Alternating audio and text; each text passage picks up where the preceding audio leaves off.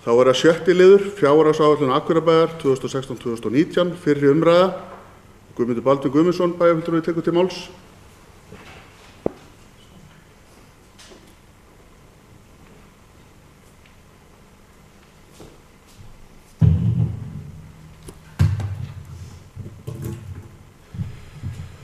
Forseti, ágætu bæjarfulltrúar. Fjárhagsáætlun Akureyrarbæjar fyrir árið 2016 til 2019 hér lögð fram til umræðu í bæjarstjórn. Eins og tíðkast hefur við gerð fjárhagsáætlunar á liðnum árum, þá hefur hún verið unnin í samstarfi allra flokka, bæði í nefndum sem og í bæjaráði, þar sem öllum bæjarfulltrúum hefur verið boðið að taka þátt í vinnunni. Ég vil byrja hér í upphafi máls míns að þakka fyrir það samstarf. Umræða fjármál sveitarfélaga hefur að undanförnu snúist mikið samskipti við ríkið og tekjuskiptingu ríkis og sveitarfélaga. Við í bæjarstjórn höfum tekið þátt í þá umræðu hér í þessu sal og höfum sendt frá okkur bókanir, bæði í bæjarstjórn og í bæjaráði. Með þeirri umræðu höfum við bæjarfulltrúar viljað ítreka mikilvægi þess að ríkið greiði fyrir þann kostnað sem því ber. Við gerð fjárhagsáætlunar nú höfum við tekið inn í breytingar á fjárframlögum frá jöfnunarsjóði sem byggist á þeim ákvörðunum sem teknar verða á næstu dögum af hálfu ríkisins. Stuðst við þá hækkun sem forsvarsmenn Sambands íslenskra sveitarfélaga hafa rætt um. Verði niðurstaðan hins vegar önnur, verður það leiðrétt fyrir síðari umræðu fjárhagsáætlunina.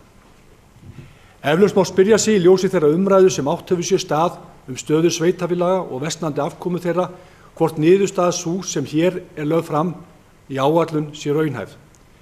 Því til að svara að áætlun sú sem hér lögð fram byggir á ákveðinni bjartsýni á hækkun tekna, eins og áður sagði, auk þess sem hér gert ráð fyrir áframhaldandi aðhaldi í rekstri.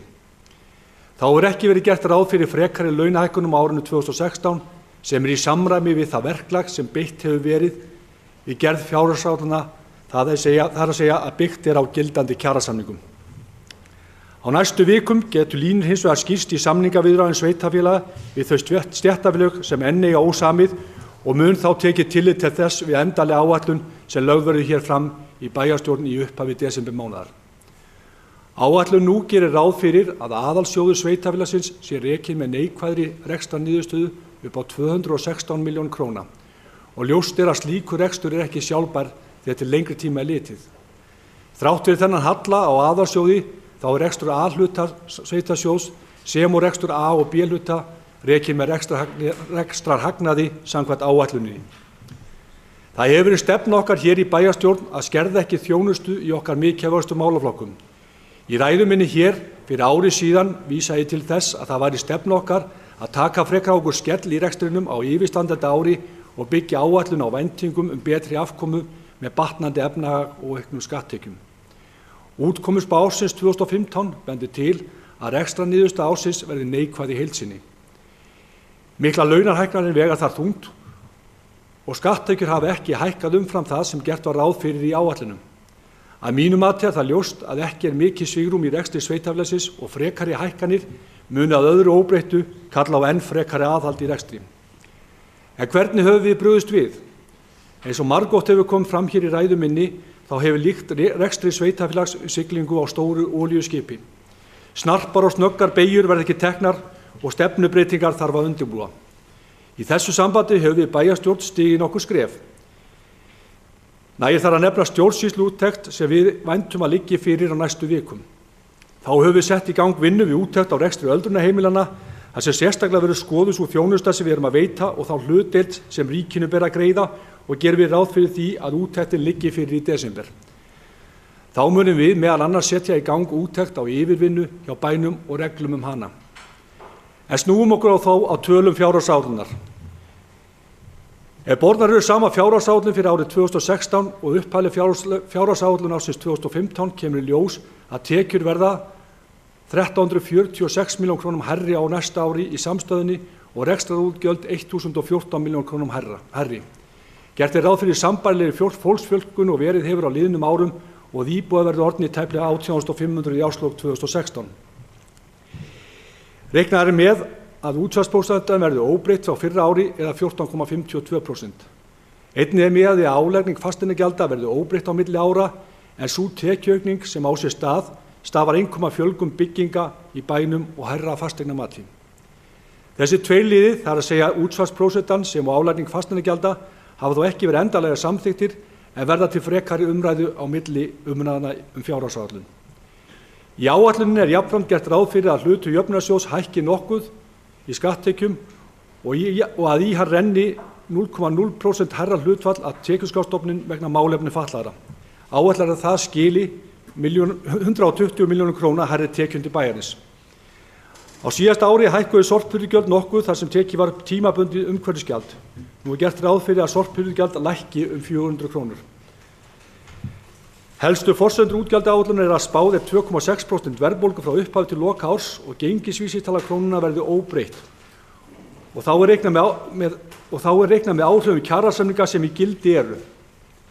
Hér ber þess þó að geta að kjarasamninga við stóran hlut starfsmanna sveitarfélagsins eru lausir og standa kjaraviðræður yfir. Hugsanlega áhrif þeirra hafa ekki verið reiknuð inn í launakostnaði með beinum hætti. Nokkrar umræður hafa átt sér stað í gerð áætlunar verðbólguforsendur og er gert ráð fyrir að taka hana til endurskoðunar milli umræðna en verðbólguforsendur sem stuðst er við byggja á þjóðhagsspá sem gerð var mitt ár en búast má við nýrri þjóðhagsspá á næstu dögum. Fjárhagsáætlun Akureyrarbæjar fyrir árið 2016 sem hér er lögð fram til fyrri umræðu í bæjarstjórn tekur til rekstrar aðalsjóðs og 12 fyrirtækja, stofnana og sjóða í eigu hans. Einnig fylgir samstæðureikningur fyrir A- og B-hluta hans, rekstraryfirlit samstæðureiknings og framkvæmda yfirlit Akureyrarbæjar. Sú regla sem fylgt er skiptingu rekstrareininga í A- og B-hluta er eftirfarandi. Í A-hluta er aðalsjóður sveitarfélagsins auk annarra stofnana og sjóða sem eru fjármagnaðar að hluta eða öllu leyti af skatttekjum. Í B-hluta eru stærð stofnanir, fyrirtæki og aðrar rekstrareiningar sem eru að hálfu eða meirihluta í eigu sveitarfélagsins og eru reknar sem fjárhagslega sjálfstæðar einingar. Til A-hluta stofnana teljast aðalsjóður, fasteignir Akureyrarbæjar, framkvæmdamiðstöð og eignasjóður Gatna og fleira. B-hluta stofnanar eru félagslegar íbúðir, strætisvagnar Akureyrar, bifreiðastæðasjóður Akureyrar, hafnarsamlag Norðurlands, framkvæmdasjóður Akureyrar, gjafasjóður Hlíðar og Skjaldarvíkur, byggingasjóður Náttúrufræðistofnunar, öldrunarheimili Akureyrar og Norðurorka. Tekjur aðalsjóðs eru áætlaðar 16.419 milljónir króna á árinu 2016, samanborið við 5.148 milljónir á árinu 2015. Tekjurnar skiptast þannig að skatttekjur eru áætlaðar tæpir 10,2 milljarðar, framlög jöfnunarsjóðs 2.662 milljónir og aðrar tekjur tæpir 3,6 milljarðar króna. Laun og launatengd gjöld í aðalsjóði eru áætluð 8.942 milljónir króna og annar rekstrarkostnaður 8.468 milljónir króna. Þá er gert ráð fyrir að fjármunatekjur umfram fjármagnsgjöld verði rúma 775 milljónir króna. Rekstrarniðurstaða aðalsjóðs er því neikvæð 216 milljónir króna. En skoðum einstaka málaflokka sem fyrir fer stærstu hluti af skatttekjum aðalsjóðs til reksturs fræðslumála eða tæpir 6 milljarðar króna sem svarar 45,4% af heildarskatttekjum. Þetta er ívið lægra hlutfall en verið hefur á liðnum árum sem skýrist af áætlaðri hækkun skatttekna en gert er ráð fyrir að skatttekjur aðalsjóðs aukist 9,2% á milli ára. Akureyrarbær mun verja ríflega 3 milljörðum króna til félagslegra þjónustu á næsta ári og eru útgjöld vegna málefna fatlaðs fólks þar umfangsmest. Eins og fram hefur komið hér að framan þá er gert ráð fyrir í tekjuforsendum áætlunarinnar að tekjur frá jöfnunarsjóði aukist vegna aukinnar hlutdeildar sveitarfélaga í skatttekjum. Þá er ennfremur gert ráð fyrir að ríkið greiði kostnað sveitarfélagsins vegna öryggisvistunar að fullu. Gangi þetta eftir mun verða jöfnuður í tekjum og gjöldum í rekstri málefnis fatlaðs fólks. Reikna má með á milli umræðna liggi fyrir niðurstöður á ofangreindu forsendum og ef niðurstaða verður önnur en vænst er, má búast við að gera þurfi einhverja breytingar á áætlaðri útgjaldahlið til að mæta því. Samkvæmt áætlunum mun tæplega 909 milljónir króna varið til menningarmála á næsta ári. Tekjur vegna menningarmála eru áætlaðar 168 milljónir króna en þar af eru 138 milljónir króna greiðsla ríkisins vegna menningarsamnings ríkis og bæjar. Nettó er því kostnað vegna menningarmála ríflega 740 milljónir króna eða sem svara 5,6% af skatttekjum. Líkt og fram hefur komið í umræðum fjárhagsáætlun síðustu ára, þá hefur mikið verið reynt að ná fram réttlátum hækkunum á menningarsamningnum og margoft bent á samanburð framlega til menningarmála á höfuðborgarsvæðinu. Bæjarstjórn tók þetta málefni sérstaklega fyrir á fundi sínu nýverið og lagði fram bókun. Óhætt er að segja að umfjöllun í kjölfarið hafi komið málinu á hreyfingu og eftir fund með menntamálaráðherra nú síðustu helgi ríkir nokkur bjartsýni á að réttlát leiðrétting fáist á samningnum. Íþrótta- og tómstundamál eru þriðji umfangsmesti málaflokkurinn. Áætlaður heildarkostnaður málaflokksins er 2.342 milljónir og stærstur hluti hans 1,8 milljónir króna greiddur af skatttekjum aðalsjóðs.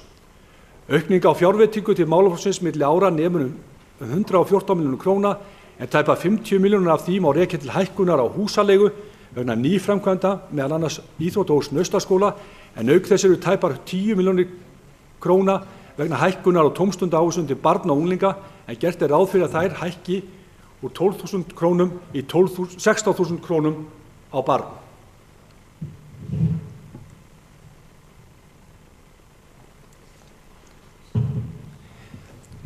Til hreinlætismála verður varið rétt ríflega 300 milljónir króna á árinu 2016.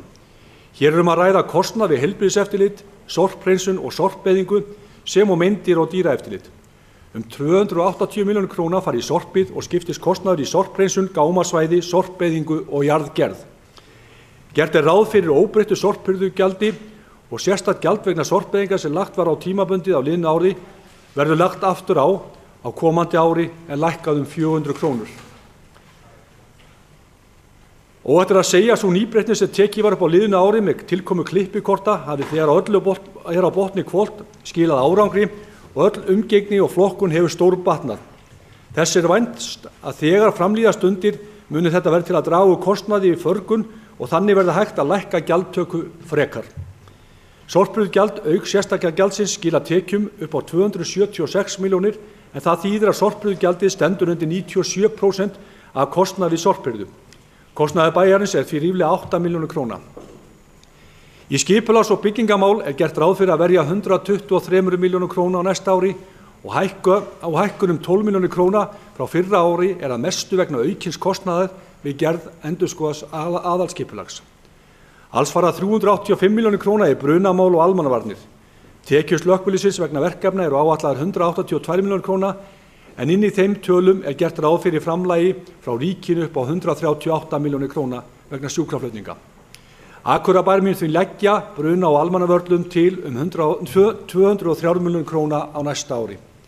Gert er ráð fyrir að tæplega 731 milljón króna renni til umferða og samgöngumála á næsta ári sem er 56 milljónir króna hærri upphæð en gert var ráð fyrir í upphæðri áætlun 2015.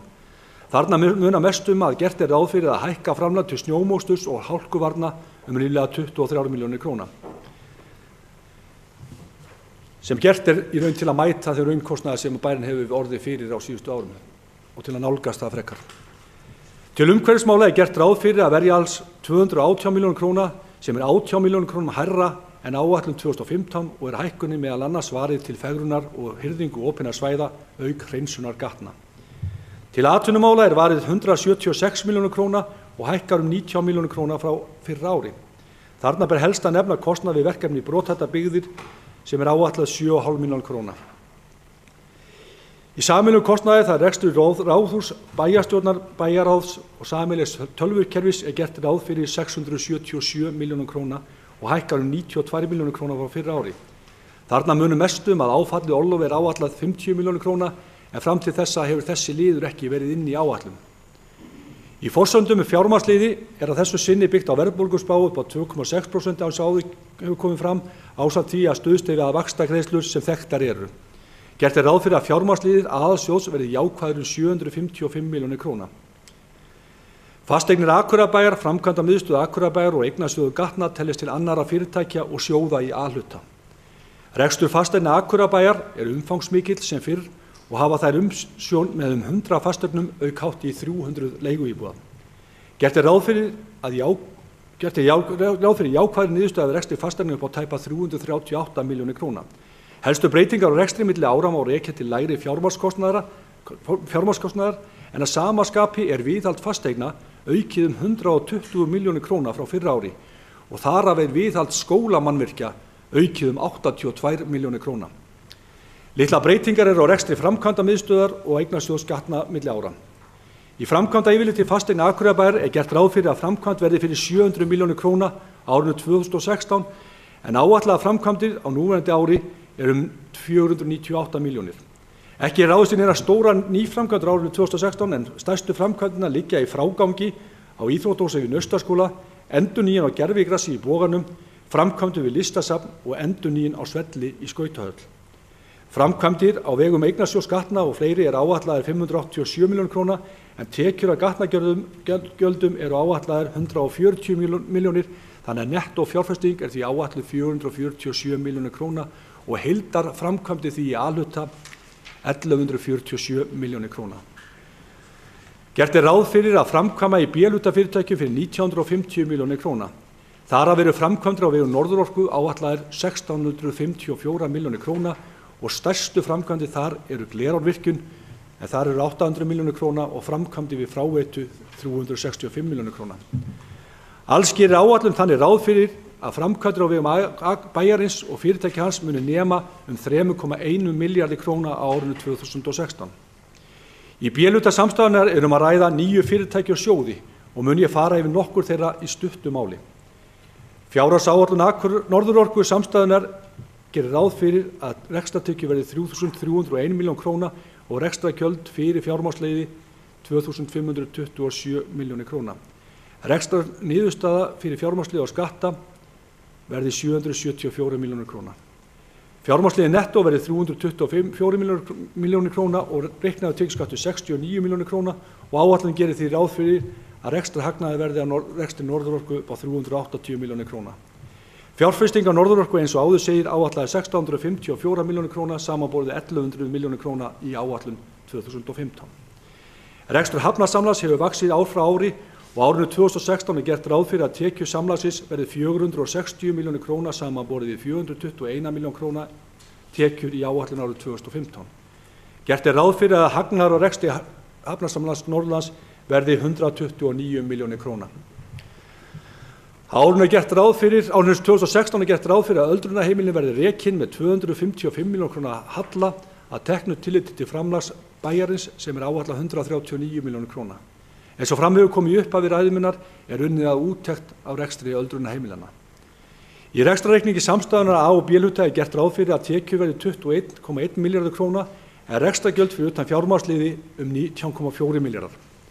Niðurstaða án fjármagnsliða því jákvæð 1,7 milljarð króna. Fjármagnsgjöld umfram fjármunatekjur nema 1270 milljónir króna og áætlaður tekjuskattur 69 milljónum. Rekstrarniðurstaða því jákvæð 367,5 milljónir króna. Samkvæmt yfirlitum sjóðstreymis samstæðunnar mun veltufé frá rekstri nema 2.308 milljónir króna eða sem svara 10,9% af rekstrartekjum. Fjárfestingar í varanlegum rekstrarfjármunum áætlaðar 3.098 milljónir króna.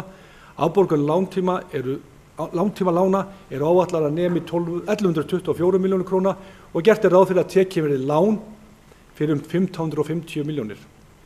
Samkvæmt áætlun því gert ráð fyrir að handbært fé sveitarfélagsins í árslok verði ríflega 2 milljarðar króna.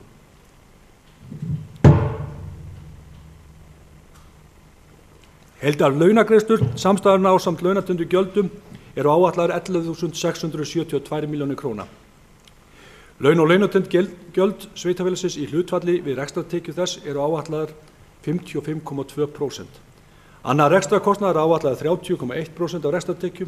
Skatttekjur sveitarfélagsins ásamt jöfnunarsjóði áætlaðar 674.000 krónur á hvern íbúa en tekjur samtals 1.142.000 krónur á hvern íbúa. Áætlaðar eignir sveitarfélagsins í efnahagsreikningi 31.12.2016 verði bókfærðar á 42 milljarðar króna. Þar af veltufjármunir 3.728 milljónir króna. Skuldir sveitarfélagsins með lífeyrisskuldbindingum nema samkvæmt efnahagsreikningi 24,8 milljónir króna.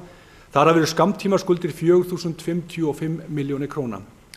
Veltufjárhlutfall samstæðunnar áætlað 0,92.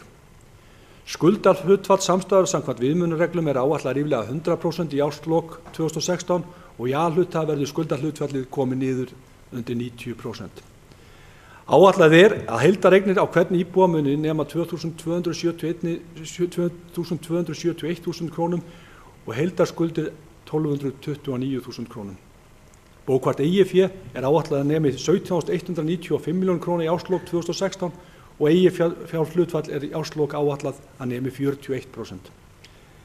3 ára áætlun hér lögð fram með áætlun ársins 2016. Ég ætla ekki að eyða mörgum orðum í þá áætlun að þessu sinni, en hún gerð á sömu forsendum á liðnum árum, það sé sett fram á föstu verðlagi. Ekki gert ráð fyrir í þessum áætlunum miklum breytingum á rekstri sveitarfélagsins og gert ráð fyrir að hann verði nokkuð föstum skorðum.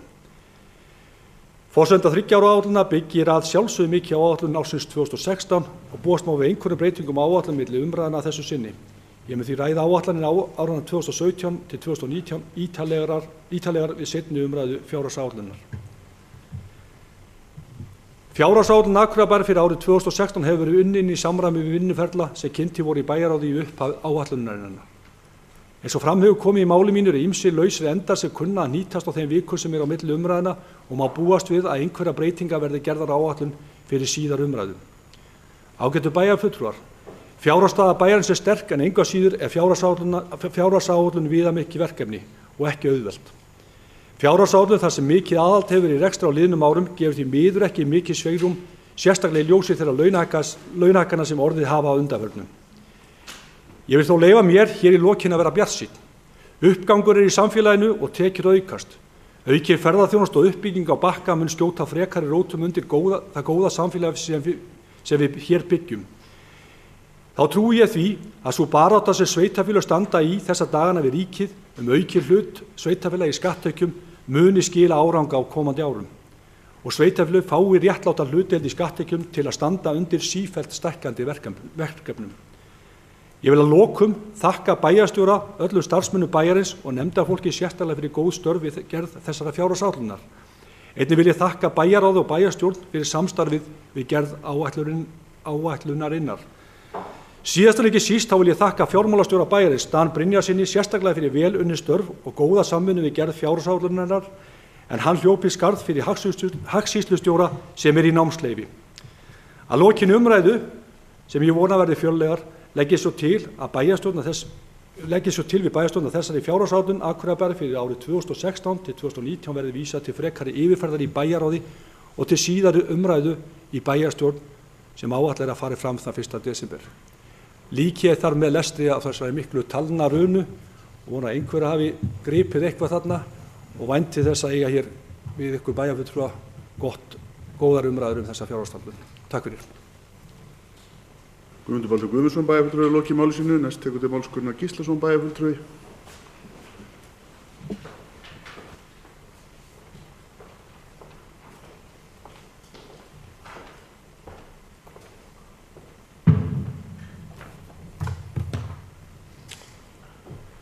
Forseti, ágætu bæjarfulltrúar. Vönduð fjármálastjórn byggir meðal annars á vandaðri fjárhagsáætlanagerð, skýrri stjórnarstefnu og kerfisbundinni upplýsingaöflun. Gerð krafa að fjárhagsáætlun sé raunsæ, hún byggi á raunverulegum fjárhagslegum forsendum, skýr tengsl sé á milli þjónustustigs og gæða með tillit til fjárveitinga, hún sé gegnsæ og skýrt uppsett og þar sé svigrúm til pólitískrar forgangsröðunar. Þá þurfa að vera til staðar skýra verklagsreglur sem kalla á vönduð vinnubrögð, almenn skoðanaskipti og skýra verkaskiptingu. Í ramma fjárhagsáætlunum, eins og þeirri fjárhagsáætlun sem hér liggur fyrir, þarf að vinna samhliða starfsáætlun, þar sem tilgreind eru markmið, magn og gæði þjónustu í einstökum málaflokkum. Markmiðin þurfa að tengja skipulagi á starfsemi sveitarfélagsins, ákveðnum aðgerðum þess og framkvæmd almennrar þjónustu. Það sem fram hefur komið hér að framan allt atriði sem tilgreind í skýrslu sem kynnt var á fjármálaráðstefnu sveitarfélaga í september síðastliðnum. Þar eru dregin fram þau vinnubrögð fjármálastjórn og fjárhagsáætlanagerð sveitarfélaga sem þykja vera til fyrirmyndar. Ég dreg þetta hérna fram því mér þykir mikið skort á að vinnubrögð bæjarstjórnar Akureyrarbæjar uppfylli þessi skilyrði.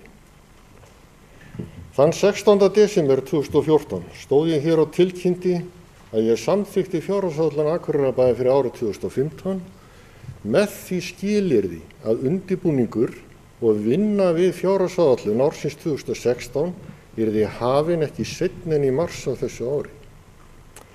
Þá yrði safnað grunnupplýsingum starfsemi sveitarfélagsins, svo sem fjölda stöðugilda hverju stað og þróun þeirra undanfarin ár, og við vorum að ég hélt öll sammála það fyrir ári síðan að við værum ekki með nægilega skýr gögn þjónustu, gæði, fjölda stöðugilda og önnur verkefni til að geta tekið vel upplýsta ákvörðun þessa þætti í tengslum við fjárhagsáætlun. Þá lá einnig ljóst fyrir að fjárhagsáætlun aðalsjóðs var afgreidd með halla og þá lá einnig nokkuð ljóst fyrir að hallinn yrði enn meiri þegar árið liði vegna fyrirliggjandi kjarasamninga. Þess vegna var að ég hélt sammæli að við þyrftum að leggjast í mikla vinnu við að greina, meta og forgangsraða í rekstri bæjarins. Í stuttu máli sagt, þá var það ekkert af þessa veruleika. Vinnubrögðin hafa verið þau sömu aftur, þrátt fyrir ítrekkaðar óskir frá þeim sem hér stendur annað. Kannski finnst flestum bæjarfulltrúum að þessi vinnubrögð séu í góðu lagi, en það verið stundu lengi. En ég tel svo ekki vera og veit að fleiri bæjarfulltrúar eru mér sammála það.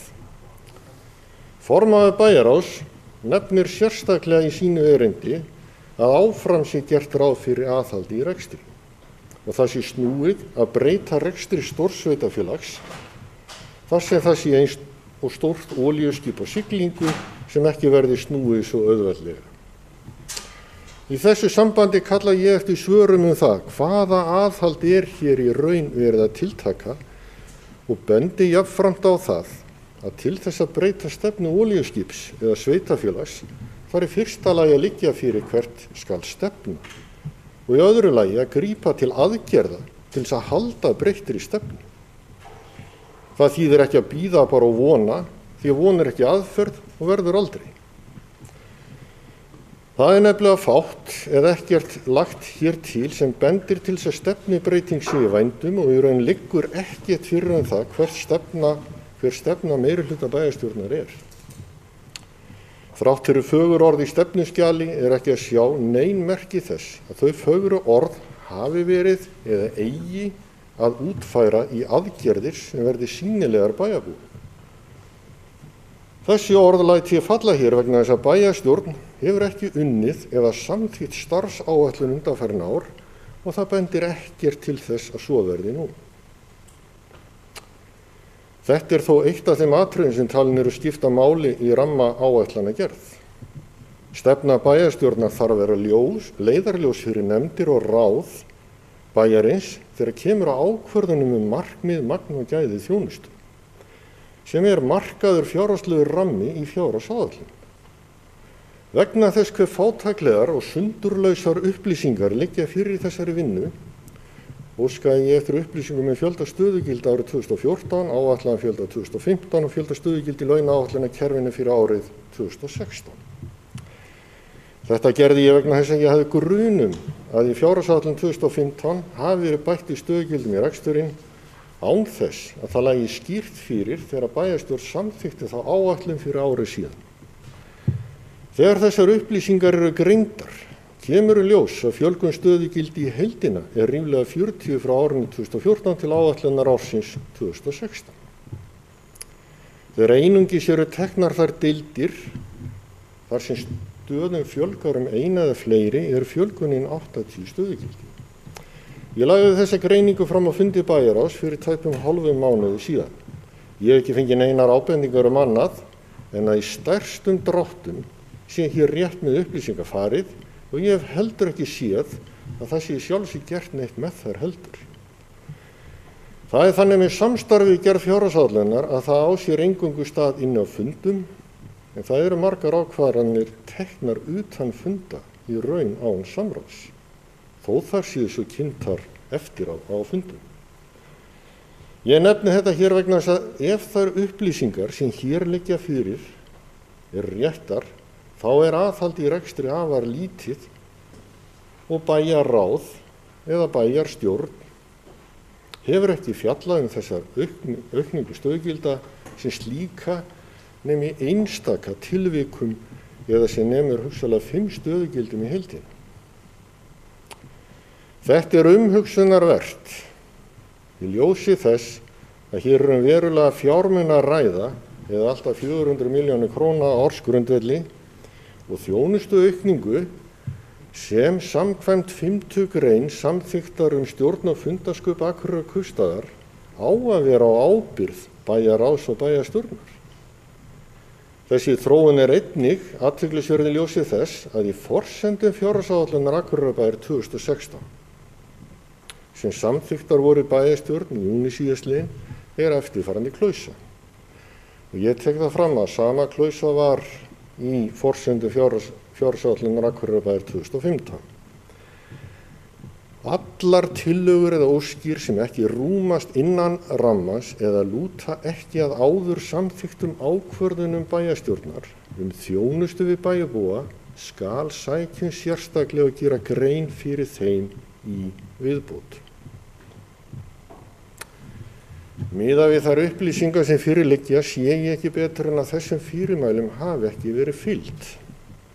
Því eftir því sem ég fæ best séð aukningin og fjölgun stöðugilda inn í fjárhagsáætlunum flestra ef ekki allra nefnda án þess að það sé sérstaklega tilgreint eins og kveðið er á Það á ábyrgð þeirra pólitísku fulltrúa sem stýra áætlanagerðinni að ganga á eftir því að leikreglum sé fylgt og skýra þær ef þær ekki nógu skýrar. Með þessu ég ekki að segja að það sé ekki þörf fyrir aukna mönnun víða vegna aukins álags í þjónustu eða vegna breytinga á þjónustu. Það sem ég að segja að bæjarstjórn sem ber hina endanlegu ábyrgð á rekstri sveitarfélagsins ekki upplýst það hvað í gangi og hefur ekki yfirsýn yfir magn, gæði og framkvæmd þjónustu sem eitt af megin skilyrðum fyrir ábyrgri fjármálastjórn. Hvað þá aðhaldi í rekstrinum? Hvað þá aðhaldi í rekstrinum sem rætt? Af því sem hér hefur komið fram á ljóst vera vinnubrögðin við fjárhagsáætlanir og gagnrýniverð svo ekki sem meira sagt. Ég kalla því eftir skilvirkar og markvissar vinnubrögðum hér eftir sem byggja á raungögnum þannig að taka megi upplýsta ákvörðun í öllum tilvikum. En þá komið að því að velta fyrir sér þeim tölum sem birtast okkur í þessari áætlun. Það eitt að aðalsjóður verði rekið með 226 milljón króna halla verulegt áhyggjuefni. Því ég fæ ekki séð neitt sé gert til að draga úr þeim halla. Það má til dæmis sjá af því að þegar fjárhagsrammi 2016 var samþykktur í júní síðastliðinn og sendur út til nefnda var gert ráð fyrir halla upp á 76 milljónir á aðalsjóði. Nú þegar fjárhagsáætlun liggur fyrir niðurstaðan 226 milljónir í halla. Þetta skýrist af því að tekjur áætlaðar 479 milljón krónum hærri í áætlunni heldur en upp var gefið í rammanum rekstrakostnaðurinn 619 milljón krónum hærri. Af hverju þetta með þessum hætti? Við því þarf svar ef ætlunin að takast á við þau verkefni að gera aðalsjóð sjálfbær. Það kallar á aðgerðir. Það liggur einnig fyrir að tekjurnar áætlara mikilli bjartsýni og má ætla að þar geti skeikað 200–300 milljónum króna sem mun þá gera stöðu aðalsjóðs ennþá verri. Það hins vegar jákvætt að nú tekist á við það verkefni að hluta að raungera áætlunina og ég þá að tala að kostnaðar vegna snjómoksturs, hreinsunar gatna, áfallins orlofs, tekna í Hlíðarfjalli, viðhalds gatna og viðhalds mannvirkja færður til þess sem hann líklegur að verða eða þarf að vera. Þá gert ráð fyrir mikilli hækkun vegna lífeyrisskuldbindinga 280 milljónir króna milli ára en hluta þeim fjármunum á einnig að dekka hugsanlega launahækkanir sem eiga eftir að koma til en mun ekki duga ef að líkum lætur. Með þessari ákvörðun gerð tilraun til að eiga einhverju leyti fyrir óvæntum útgjöldum, en hafa ber í huga að hingað til hefur verið farið heldur varlegar í hækkun á tekjuliðnum, meðal annars með það í huga að tekjur verði meiri og þar með verði tekjuafgangur til að mæta óvæntum útgjöldum. Nú tekjuliðurinn teygður til hins ýtrasta og því eðlilegt að gera þá ráð fyrir óvæntum útgjöldum með öðrum hætti. Það svo umhugsunarvert hvort ekki þurfi að gera enn betur hvað þetta varðar. Því víða eru fordæmi fyrir því að sveitarfélög leggi til hliðar verulegar upphæðir til að mæta óvæntum útgjöldum. Það við ramma reip að draga á fleiri sviðum því í áætluninni gert ráð fyrir að öldrunarheimilin verði rekin enn og aftur miklum halla eða sem nemur 255 milljónum króna.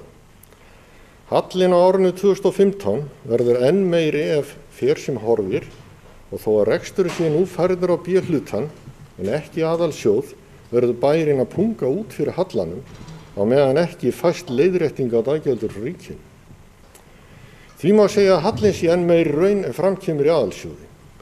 Eins og framkom hjá formanni bæjarráðs verið að greina reksturinn til að fyrir liggi hvaða þessum umfram kostnaði vegna ákvarðana sem bæjarstjórn hefur sjálf tekið aukna þjónustu og hvað ríkisins. Að mínu mati má ætla að eitthvað að hallarekstrinum sé á ábyrgð bæjarins og bærinn þurfa að standa skil á því. Við höfum lagt á það áherslu í samþykktum okkar hér í bæjarstjórn og bæjarráði að undanförnu að það sé ekki rétt gefið hvað varðar tekjuskiptingu ríkis og sveitarfélaga. Og það hefur einnig komið fram víða á landsvísu. Vonandi fáum við leiðréttingu þar á lútandi og getum við þá andað léttar, en það leysir okkur ekki undan þeirri ábyrgð að vinna á skilvirkan og markvissan hátt þar sem við erum alltaf með fjárhagslega áætlana byggð á grunni upplýsinga magn, gæði og framkvæmd þjónustunnar.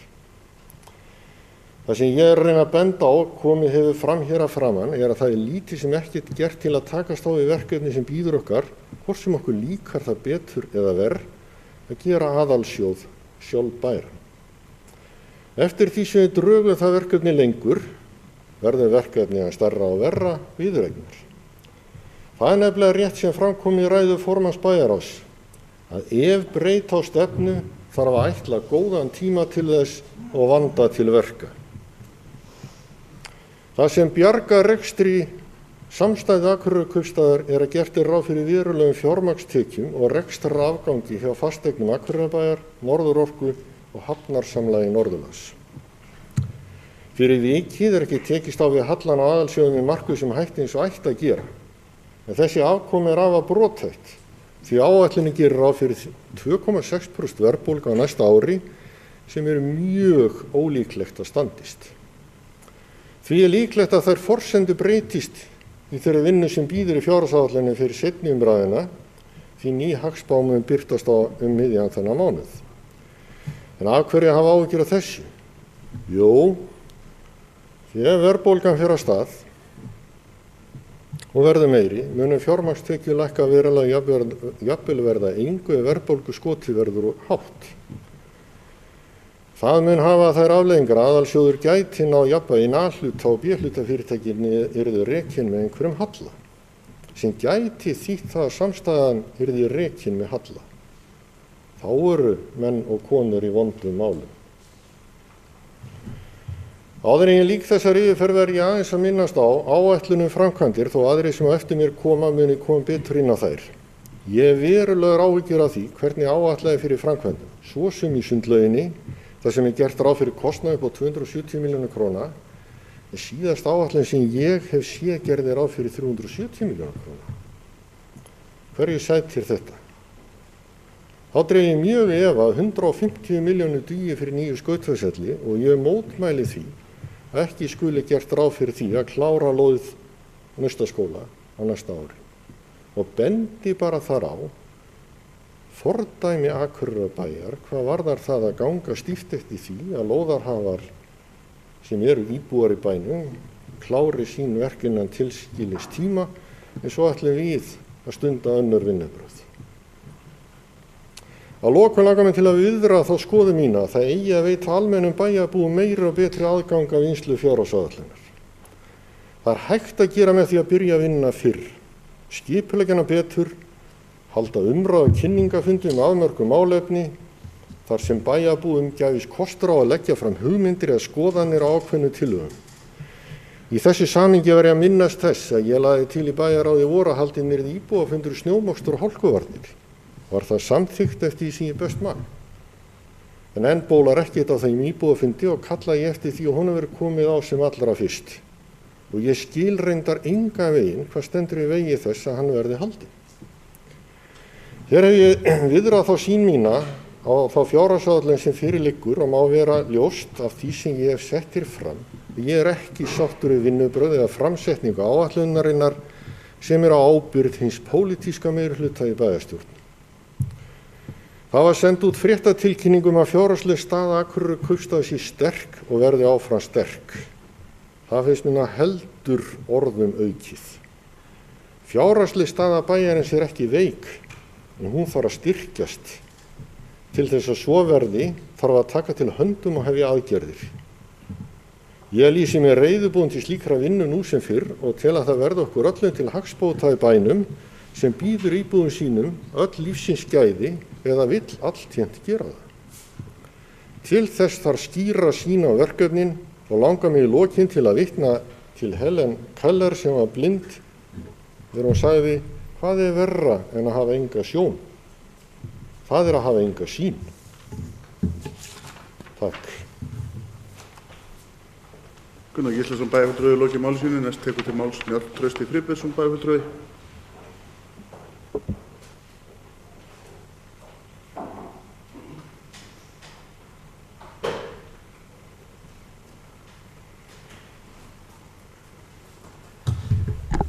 Forseti, ágætu bæjarfulltrúar. Ég sit ekki í bæjarráði og ég kannski ekki komið jafn mikið umræðinu heldur eins og margir aðri varðandi fjárhagsáætlun, en ég ætla kannski rétt bara að byrja að ég hef mína efasemdir að eins og gert ráð fyrir í þessara lágu verðbólgu í fjárhagsáætlunargerðinni fyrir næsta ár, og ég man rétt að síðasta árið þá er 1% 120 milljónir sem að það gera á stöðunni verra ef að hvert prósentustig upp á við. Þannig að 2% væri 240. Ég ætla eins að tala um einstök verkefni sem hafa komið. Ég sit í framkvæmdaráði og fasteignum Akureyrar og síðan í Norðurorku. Kannski fjallað mest það sem kemur fram í framkvæmdaráði og fasteignum í framkvæmdum. Og ætla rétt að hlaupa inn í þá nokkuð verkefni sem eru þá í áætlunni fyrir næsta í framkvæmda yfirleiti Akureyrarbæjar næsta árin, samkvæmt þessari framsettu áætlun. Og byrja á sundlauginni. Ég var bara að átta mig á því rétt á.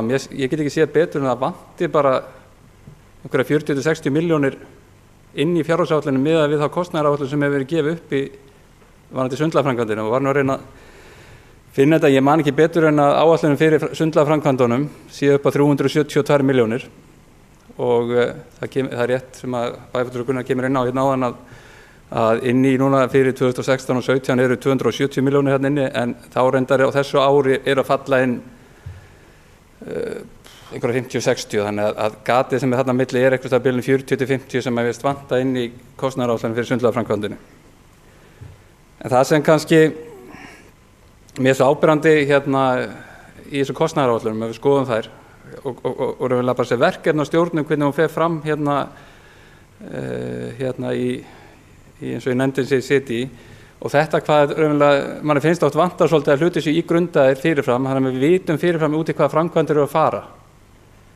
Þetta sé ekki þannig að þetta sé svo laust í reipbónum að það fari á stað eitthvað og við sjáum ekki endan á framkvæmdir, hvar þetta mun enda. Og við höfum svo nokkuð dæmi um það. Til dæmis sundlagaframkvæmdin, þegar á síðasta kjörtímabili var ákveðið að fara á stað í þessa framkvæmd og að tala bara sundlagarennibraut eins og frægt er orðið, það var 100 milljónir settar í það.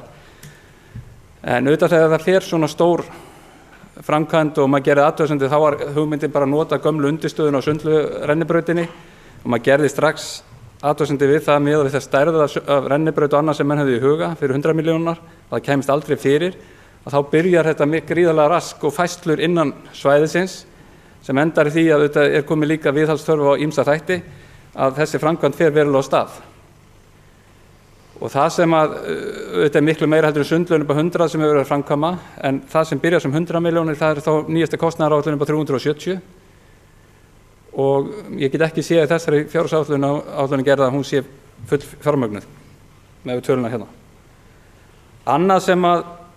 Annað dæmi sem kemur þá inn núna, miðað við áætlun í fyrra, það er Listasafnið, þá var gert ráð fyrir í fyrra að þessu ári eru 25 milljónir settar Listasafnið og 100 árið 2016. Fyrir ekki 55 á þessu ári og 100 árið 2016, það var síðan endurskoðað, niður í 25 2015 og 100 fyrir árið 2016, það er 125 milljónir.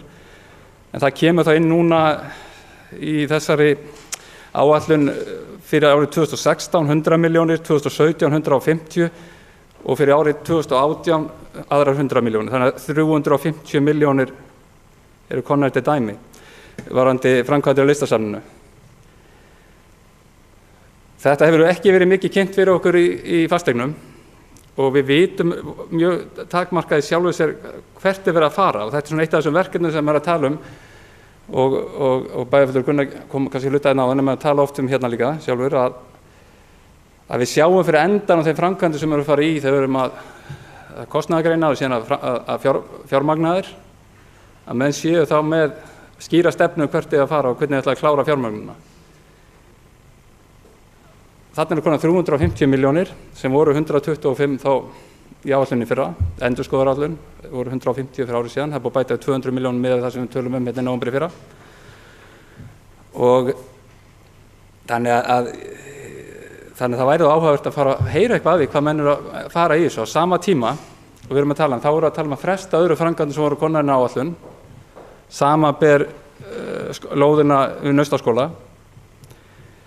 Og ég miðað við þessa frestaðum ár og framkvæmd þá 2017 staðinn fyrir 2016, þá tel ég þetta hvort að þá verði lokið 8. skólaárinu í skólanum síðan hóf starfsemi. Og í haust skilst mér að þetta verði 400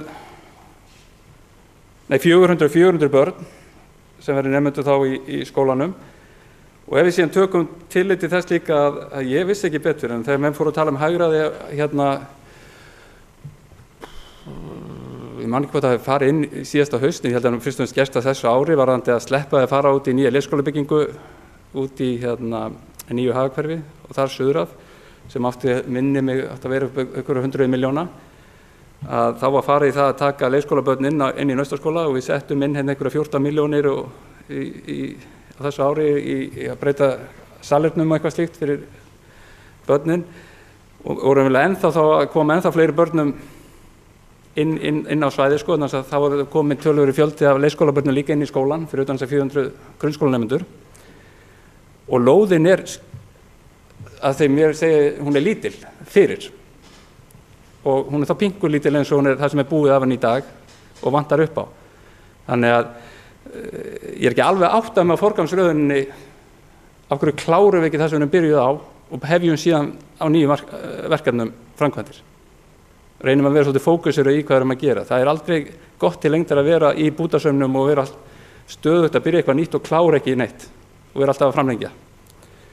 Og líka með tilliti til þess að ég get ekki séð betur, bærinn settur ákveðið fordæmi árið með því að fyrsta byggingin í hverfinu var leikskólinn og hann full kláraður sín tíma og stóð þarna einn og síðan byggðist hverfi í kring.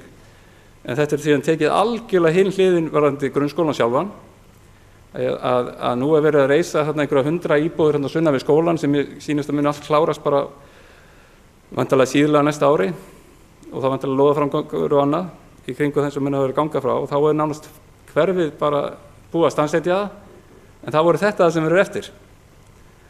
Á sama tíma bærinn var að senda út bréf og annað þetta fyrir nokkrum árum að ýta við húsbyggjendum í hverfinu að klára lóðina sínar.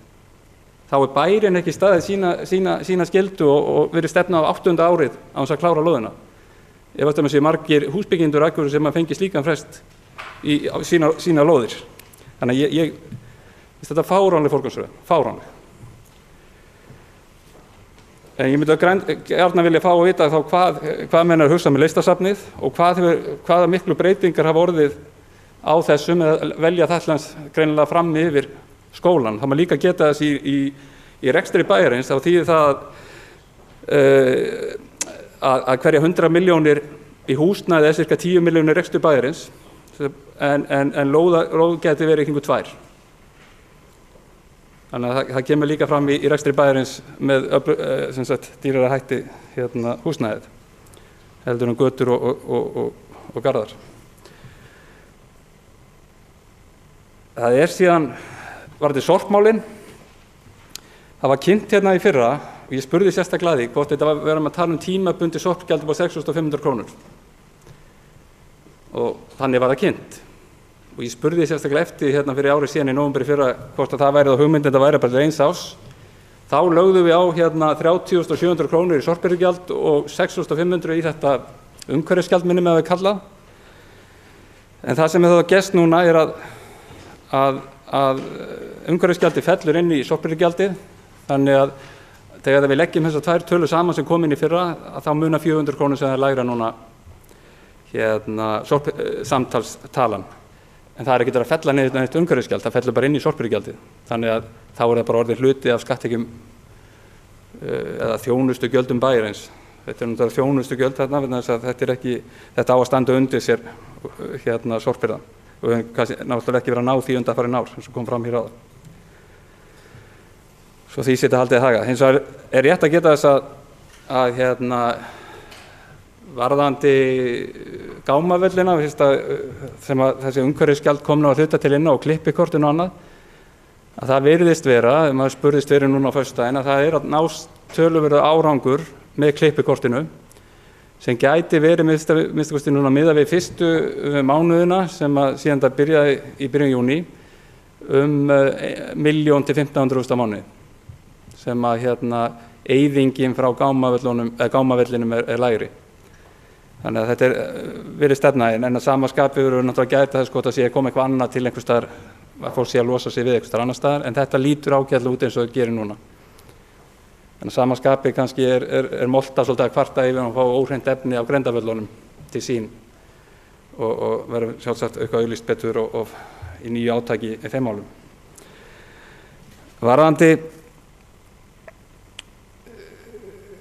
og þetta raunlega hluti af umræðu sem við tókum þetta fyrir árið síðan og þáverandi formaður framkvæmdaráðs sem satt bæjarstjórnarfund fyrir árið síðan þegar við tókum fyrir hluta af þessar umræðu, þá varðandi fjárheimildir og raunlega nákvæmlega sem við vorum að tala um áðan og svolítið það sem við erum að tala um varðandi bara hvernig við erum að setja dæminu upp, að við virðumst oft fara bara á stað í hluti á þess að sjá fyrir endan á þeim og það sem finnst kannski að við þurfum að vera stífari á að passa það að menn fylgi þeim heimildum annað sem eru verið að vinna eftir gegnum fjárhagsáætlunina og sé betur unni. Og annað sem ég tók upp bara umræðu núna í síðustu viku í framkvæmdaráði að mér finnst það þurfa að byrja með frekari skilalýsingar á verkefnum með samskonar hætti sem við gert kannski meira í fasteignum, þannig að við fylgjum eftir hvernig framkvæmdin gekk fyrir sig, kostnaðaráætlunin og síðan hvernig framkvæmdin tókst kostnaðarlega. Þannig að við þekkjum bara verkefnin, hvernig þau að standa undir sér og hvað tókst illa. Ég átti erfitt með að skilja þessa hugmyndafræði til að standast fjárhagsáætlun það sleppum með verkefnum. Fyrir mér það er ekki rekstur. Ef eitthvað er að ganga illa, menn það geti réttlætt með að fella út verkefni. Þess vegna þurfum við að taka upp hérna leiðin í þessu. Það er annað verkefni sem óskaði núna eftir í framkvæmdur á föstudaginn að veri gert úttekt á gatnalýsingu í bænum. Hún var færð fyrir nokkrum árum, 2-3 árum frá Norðurorku yfir á framkvæmdadeildina á nýjan leik. Hún hafði verið í Norðurorku í einhver ár. En við vitum ekki sjálfur sér, það hefur ekkert almennilega verið gefið uppi hvað þetta þýðir í heildarkonseptinu í rekstri samstæðunar, hvort hagkvæmara að vera með þetta upp í Norðurorku eða inn í framkvæmdadeild. Þannig ég óskaði bara eftir að menn legðu tölunar á borðið og við myndum fá utan þetta svona almennilega fengjum þá tölfræði og eitthvað að byggja á hvar sniðugt að hafa þetta. Mér minnir að í fjárhagsáætlun núna sé gert ráð fyrir hækkun upp á 8,2 milljónir í gatnalýsingu. Á sama skapi hefur maður verið að tala síðustu ár á þessu stöðu sem maður að menn fara að tala betur saman. Og maður fann að þusa þetta ár eftir ár að þeir framkvæmda aðilar sem að falla undir samstæðina, þeir tali betur saman í kringu sín verkefni og framkvæmdir.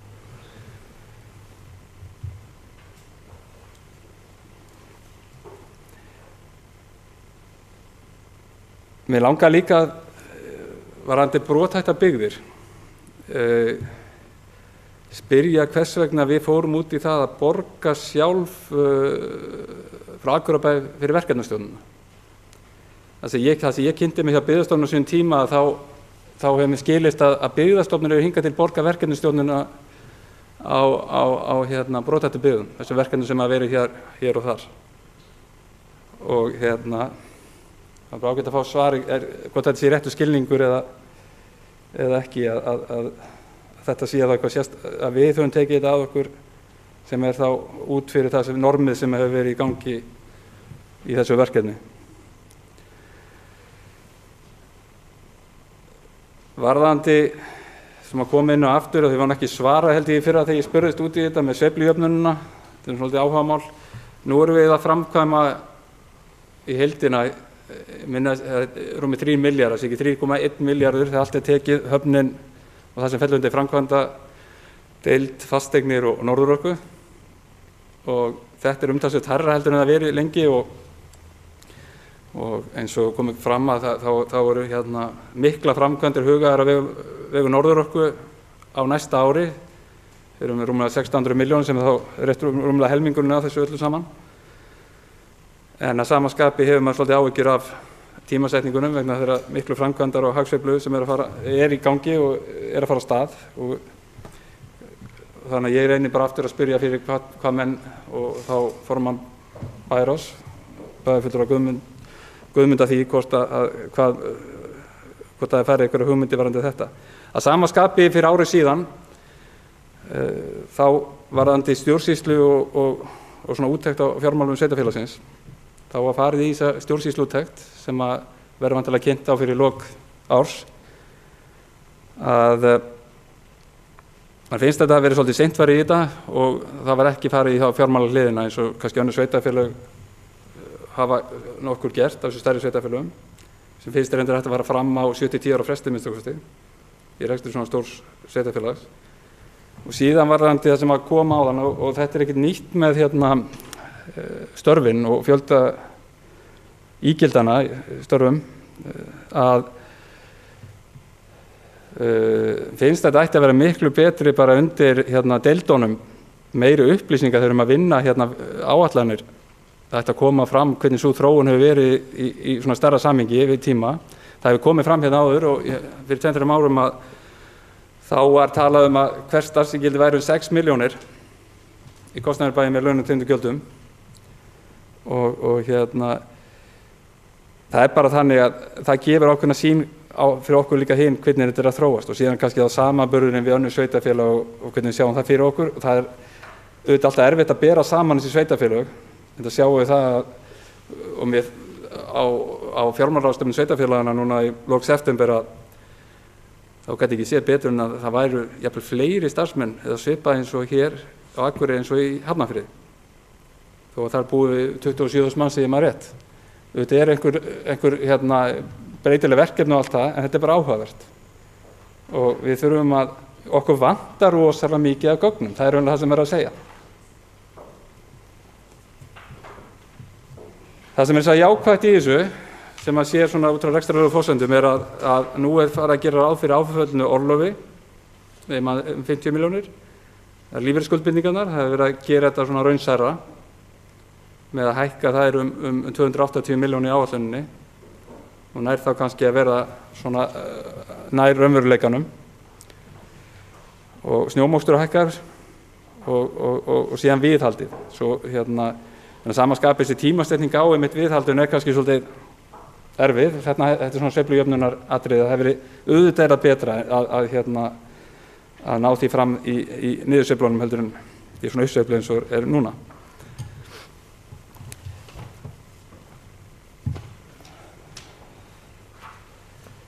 Ég held að ég ætla að láta það sé nú að verða komið, en ég hefði þá, og síðan þetta með skautahöllin líka, ég hef verulega áhyggjur og sagt áður að á þeirri framkvæmd. Hún var hækkuð úr 120, 150 og síðan pluss hönnunarkostnaður, þannig að í nýjustu áætlunum 162 fyrir hönnun á framkvæmdina sem að snýr þá skautasvellinu og burðarvirkinu. Og þetta er eitt af verkefnum sem hefur mjög miklar áhyggjur af að fara af stað í svona fjárhagslega hliðin. Það muni verða mun hærri tölu heldur en þarna hafa menn eru í áætlunum. En eins og ég segi, ég er mjög ósáttur við hvernig menn leggja þetta upp varðandi skólalóðina við Naustaskóla. Það ákveðin skömm að þessu fyrir bæinn, hvernig hefur verið staðið að þessu.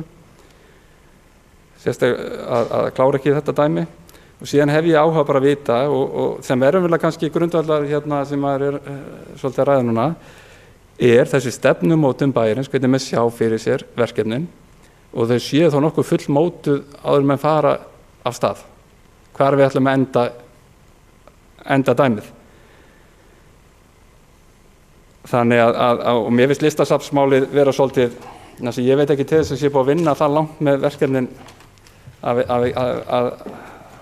að við getum sett þessar tölur á þetta og væri kannski, finnst mér eðlilega bara að klára næsta ári og ég legg það raunlega til að menn fari þá í upprunalega áætlunina varðandi skólann og Naustaskóla og dragi þá frekar aftur listasafnið þangað til að komi frekar upplýsingar hvað menn ætla sér að gera.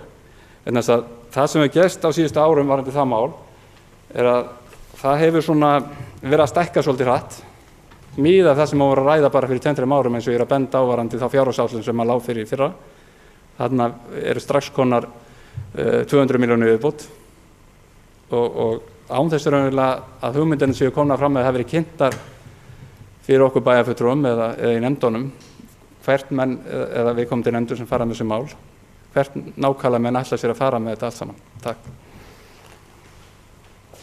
Njáll Trausti Friðbertsson, bæjarfulltrúi, lokið máli sínu. Næst tekur til máls Margrét Kristín Helgadóttir, bæjarfulltrúi.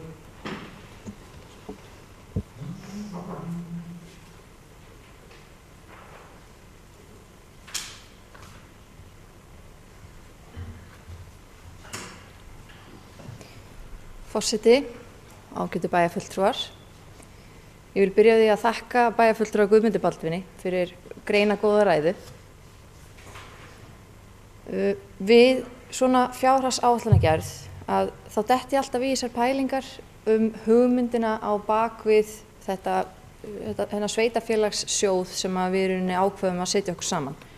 Í rauninni af hverju erum við með þennan sameiginlega sjóð sem við ákveðum að leggja púkk í, kjósa okkur stjórn yfir og í rauninni hver er tilgangurinn með þessu apparati.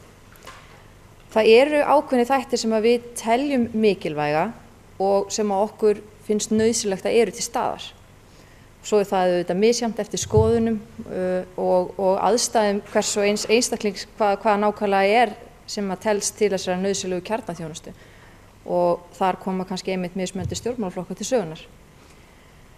En einmitt það kom upp þessar spurningar einmitt á sveitarfélagið að sjá bara menntun og velferð og einkamarkaðurinn sjáu okkur fyrir öllu hinnu að það sé þá bara framboð og eftirspurn sem að ráði því hvort að eitthvað leggist á hliðina eða ekki.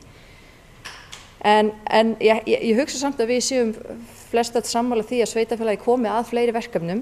Við lifum í þannig samfélagi í dag að það er ekki nóg fyrir okkur í rauninni bara að vera með menntun og velferð og þak yfir höfuð. Við viljum líka hafa menningu og list í kringum okkur. Við viljum hafa fjölbreytt úrval af íþróttum, forvarnir og allt það. En einmitt hvar drögum við mörkin? Hvenær er sveitarfélagi komið í verkefni sem aðrir geta sinnt? Og svo einmitt til að flækja málin enn frekar að þá línan oft ansi óljós á milli þess hvað í rauninni sveitarfélagssjóðurinn á að borga og hvað svo ríkissjóðurinn á að borga. En eins og ég hef áður nefnt í mínum ræðum hér að þá tel ég að það sé öllum hollt að rýna reglulega í reksturinn og í rauninni með það í huga hvort að það sé hægt að einfalda hlutina eða hagræða með einhverjum hætti. Við erum jú öll mannleg og við tökum mannlegar ákvarðanir og stjórnkerfið okkar í rauninni bara mannlegar ákvarðanir ofar á mannlegar ákvarðanir. Þannig að þetta eru allt einhverjar hugmyndir sem að þola dagsins ljós og endurskoðanir. Það eru nokkrir punktar sem að mér langar sérstaklega að koma inn á úr ræðu bæjarfulltrúa Guðmundar Baldvins. Það í rauninni, það hérna hagræðingarkrafa á íþróttamálin. 20 milljóna krónur. Og eins og ég segi, það okkur öllum hollt að rýna í reksturinn með hagræðingu í huga því að þá oft koma upp hlutir sem að annaðhvort við viljum setja aftar í forgangsröðun eða framar. En þarna legg ég áherslu á að einmitt tómstundaávísanirnar haldi sér því það eitthvað sem að skiptir okkur miklu máli og við heldum sem öll sammála í því einmitt að forvörn sé fólgin, mikil forvörn sé fólgin í því að börn finni sér íþróttir eða tómstundir við hæfi. Mér finnst í rauninni ánægjulegt að við séum að gera ráð fyrir þessu áfallna orlofi sem ekki hefur verið gert hingað til. Mér finnst það sýna svolítið að við viljum hafa áætlunina sem raunverulegasta og ég bara vona að þessi upphæð haldi sér inni, að hún detti ekki út í síðar umræðu, eitthvað slíkt. Og einmitt með þetta inni og með því að ná að loka gatinu þá tel ég það líka bara ákveðin áfangóta fyrir sig. Ég sakna þess að hafa inn í áætlun fjárhæð sem að var búið að setja inn í áætlun varðandi það að stytta sumarlokanir í leikskólum. Þetta eitthvað sem við vorum búin að ræða og ræddum í síðustu fjárhagsáætlanagerð og þetta mikið kjaramál fyrir bæjarbúa og ég til ansi mikilvægt að við förum í þetta mál. Ég vona að við getum tekið umræðu þetta á milli umræðna. Frágangurinn á lóð Naustaskóla. Ég tek undir með þeim sem á undan mér hafa talað að þetta mjög mikilvægt mál að við klárum. Ég í rauninni hafi komið með tillögur þess efnis hvort að við gætum mögulega gert eitthvað, hvort það væri hægt að leggja einhvern pening í þetta til þess að undirbúa þá allavega einhverja vinnu. Og ég í rauninni held því þá bara opnu, það væri betra að gera eitthvað heldur en það gerir ekki neitt, en auðvitað væri best bara að klára þetta. Og einmitt velti því líka fyrir mér að í rauninni einmitt að af hverju við erum að byrja á verkum sem að við síðan klárum ekki, að myndi bærinn fara á hliðina ef við tækjum 100 milljóna króna meira lán heldur en verið að gera til þess að klára lóðina. Á sama skapi velti ég því fyrir mér hvort að hönnunin á samgöngumiðstöðinni sé eitthvað sem að megi bíða. Væri möguleiki, ég veit að við erum í vandræðum með stoppistöðuna við Hof og það ákveðið óhagræði í miðasölukerfinu. Það eitthvað sem að væri hægt að lagfæra með einföldum hætti, jafnvel ódýrari hætti, en á móti kemur ég styð hugmyndin samgöngumiðstöðuna alla leið, en ég velti því fyrir mér jafnframt hversu mikið forgangsatriði hún Hefðu þessar 15 milljónir sem eru eyrnamerktar í hönnun á samgöngumiðstöðinni, hefðu þær til dæmis geta nýst í eitthvað á Naustaskólalóðinni, bara sem dæmi. Það sem við höfum aðeins verið að brenna okkur á síðan að við tókum við, og í rauninni það sem að bæjarfulltrúi Gunnar kom aðeins inn á í sinni ræðu, einmitt þetta með þegar málaflokkarnir að fara fram úr áætlunum og einmitt hversu mikilvægt það að það sé í rauninni bæjarstjórn eða bæjaráð að við séum meðvituð þær breytingar sem verið að gera. Bara til að taka dæmi sem ég held að allir geti relatað til að einmitt bara þegar fjármagnið sem áætlað í snjómokstur uppurið í októbermánuði að það sé þá í rauninni bæjarstjórn eða bæjaráð sem að taki pólitíska ákvörðun það hvort að nú eigi bara að minnka snjómokstur, draga úr þessari þjónustu eða hvort að það eigi að auka við fjárveitingu í þennan rekstur og þar að leiðandi kannski minnka fjárveitingu í einhvern annan rekstur innan bæjarkerfisins á móti. Þetta bara pjúra pólitík. Þetta pólitík ákvörðun sem að við eigum að taka og við eigum að standa og falla með og bera ábyrgð á. Að sama skapi eitthvað sem við höfum ótal oft rætt að það samskipti okkar við ríkið. Þarna þurfum við heldur betur eitthvað að taka okkur á eins og í samningagerð. Þegar við erum að fá að heyra það frá ráðamönnum þjóðarinnar að við höfum einfaldlega samið af okkur, að það getur ekki verið eðlilegt. Fyrir utan það að ég hélt að við værum að vinna saman í þessu, ríkið og sveitarfélögin, að einhverjum sameiginlegum markmiðum, en þegar svona gengur, að þá þurfum við einfaldlega bara að hugsa þetta upp á nýtt. Við þurfum að vanda okkur betur, við þurfum að vera með einhverja varnagla inn í samningsgerðum sem að við í rauninni getum þá nota til þess að bregðast við. Já, ég saknaði svolítið að formaður Bæjarráðs hafi gengið út úr salnum, en ok.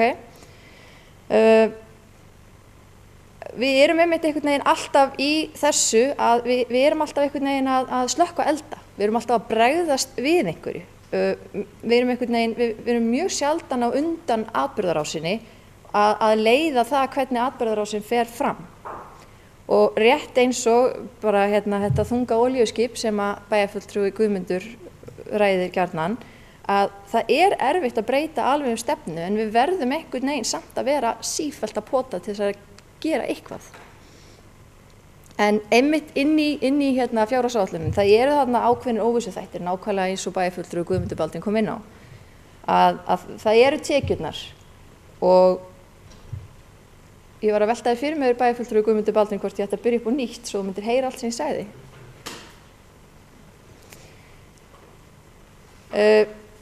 Það eru tekjurnar. Við erum að áætla, eins og bæjarfulltrúi Guðmundur Baldvin kom inn á, við erum bjartsýn í tekjuáætlun. Við erum að fara þarna upp í 8,9% eða 9,2% eftir í hvernig maður leggur saman prósentunar. Það líka eftir að koma í ljós hvernig hagræðingarkröfunum verður mætt, eins og þessi hagræðingarkrafa á íþróttadeildina, að það er eitthvað sem við erum að fara að samþykkja að verði gert.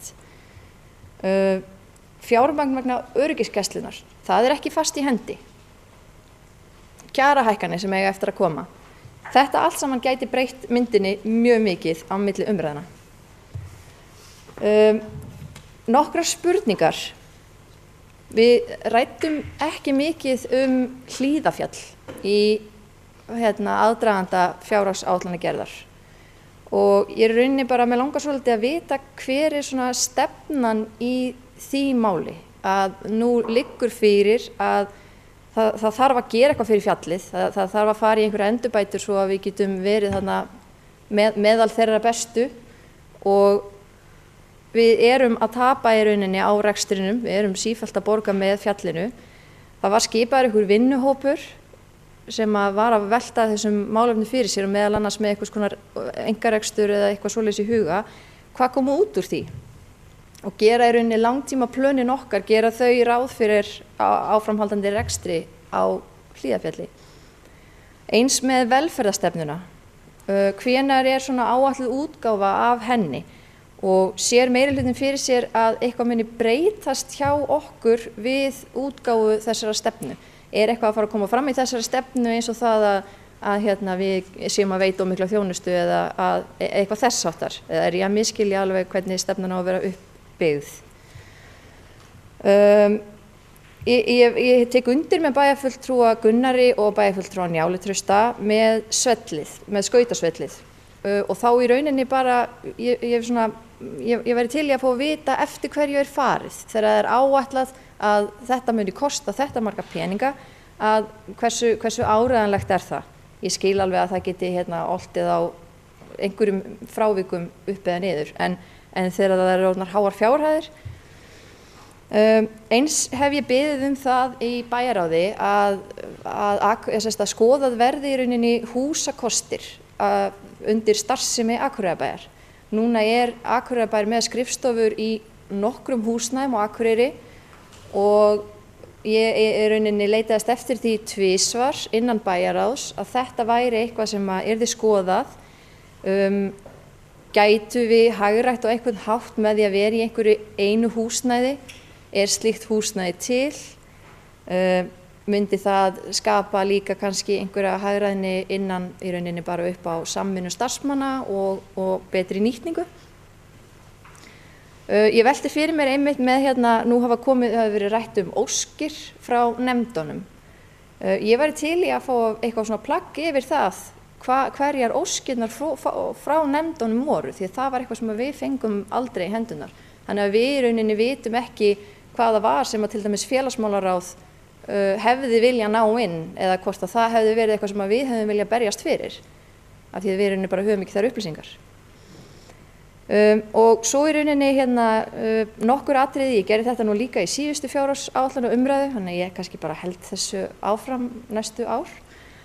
Nokkur atriði úr meirihlutasamningi meirihlutans sem að mig langar svolítið að fá að heyra frá meirihlutanum hvernig endurspeglast í þessari fjárhagsáætlanagerð. Til dæmis hérna punktur með leyfi forseta, lögð verið aukin áhersla á langtíma áætlanagerð örugga og ábyrga fjármálastjórn og forgangsröðun verkefna og vísa þar með í orð bæjarfulltrúa Gunnars Gíslasonar. Auka fjármagn til uppbyggingu skóla og velferðarmála og við fjárhagsáætlanagerð munum við miða því að styrkja þessa þætti rekstursins ásamt því að jafna stöðu bæjarbúa. Gera stjórnsýsluna faglegri og gegnsærri.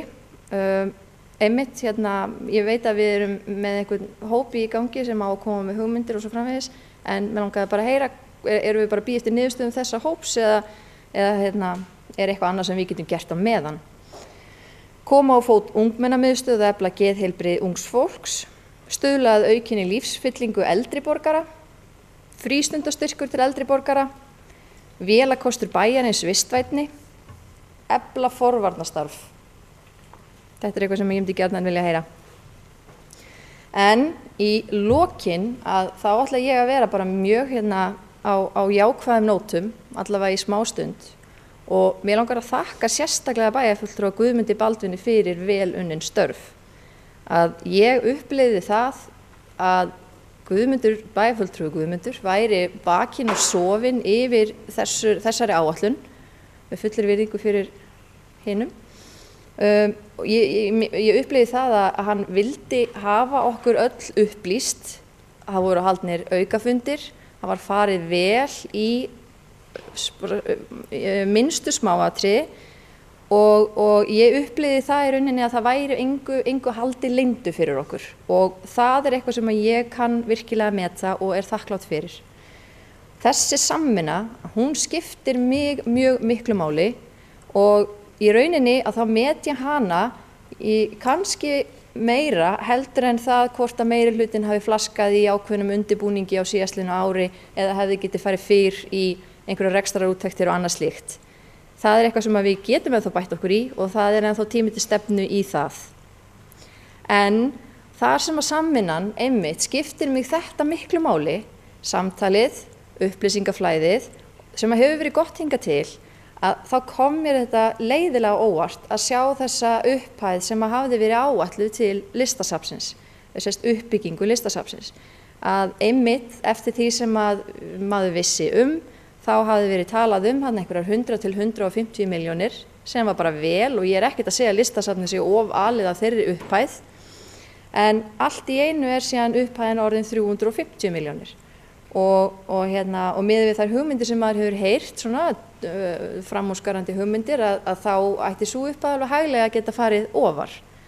En í rauninni hvorki Akureyrarstofa, Fasteignir Akureyrar, bæjarráð né bæjarstjórn hafa einhverju ráði rætt þessar hugmyndir.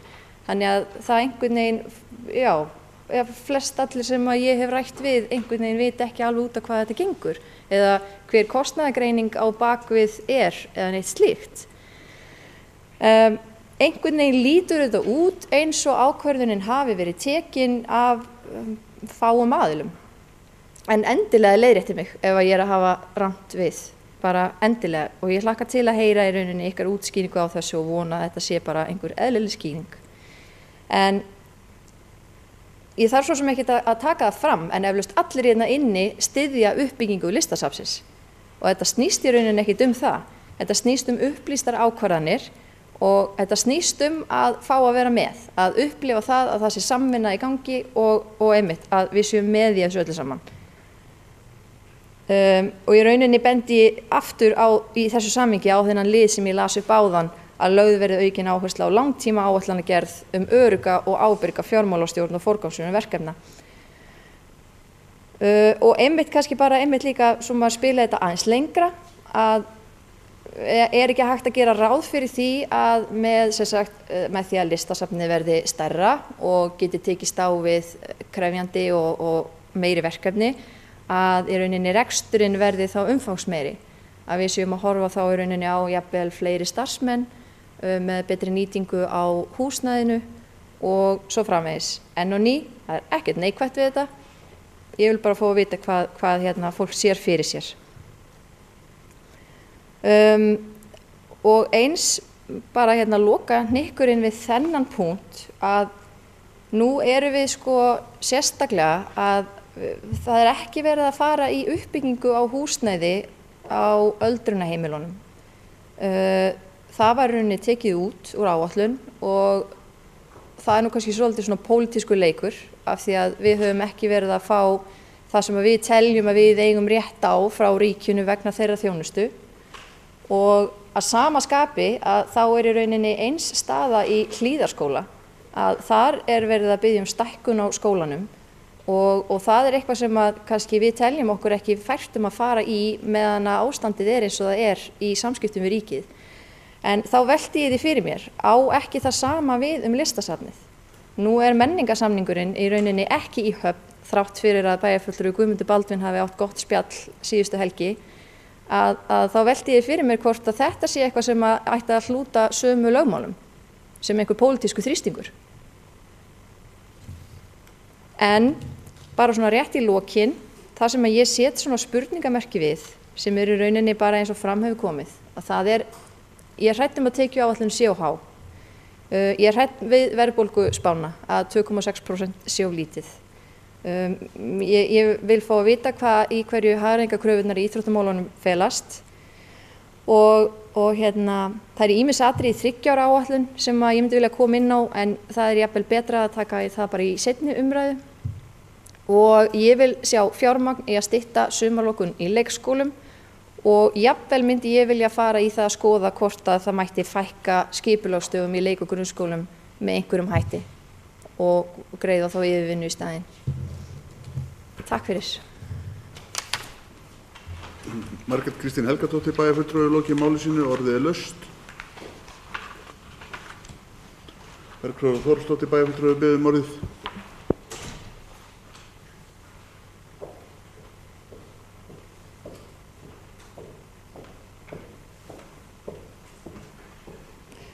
Forseti, ágætu bæjarfulltrúar. Stærsti kostnaðarliðurinn í fjárhagsáætlun Akureyrarbæjar í fræðslumálum og okkur ber að horfa á þennan stóra og mikilvæga málaflokk við vinnslu fjárhagsáætlunar að sjálfsögðu eins og aðra flokka. Á fundi samfélags- og mannréttindadeildar fengum við gagnlega kynningu á hugmyndafræði valdeflingar og hvernig hún getur nýst í starfi með einstaklingum og hópum. Valdefling einstaklinga göfugt verkefni og getur reynst hagkvæmt fyrir rekstur bæjarins á mörgum sviðum. Valdefling á ekki bara við einstaklinga, heldur einnig fyrirbæri eins og tækni. Ég get ekki látið hjá líða við þetta tækifæri að taka umræðu fjárhagsáætlun án þess að ræða valdeflingu upplýsingatækni í skólakerfinu. Það á svo sem ekki að koma mörgum á óvart að ég fari út í þessa sálma.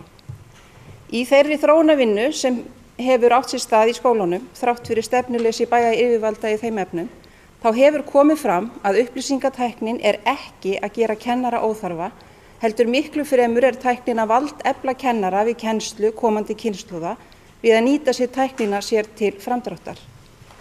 Þeir eru lykilaðilarnir í þessari mikilvægu þróun sem snýst ekki að kasta öllu því faglega og góða starfi skólanna sem byggst hefur upp og taka upp nýtt, heldur að aðlaga og leið að umbreyta fyrri kennsluháttum, setja þá í tengingu við tækniþróunina sem á sér stað.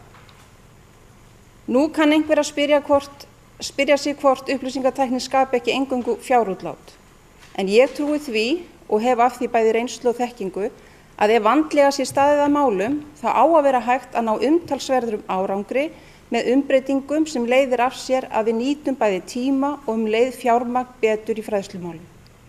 Ef við skoðum aðeins sérkennslu og fjölgun stöðugilda í sérkennslu milli fjárhagsára sem dæmi, það hefur sýnt sig í kennslu með tækni og sérkennslunemendur nútímans að þeir læra að nýta tæknina sér til framdráttar í einstökum þáttum sem þeir kannski annars ráða ekki við. Þegar nemendur ráða ekki við eitthvað fara þeir að ókýrast og sýna óæskilega hegðun. Tæknin hefur ótvíræða kosti fyrir þá sem eiga við dyslexíu að stríða sem dæmi.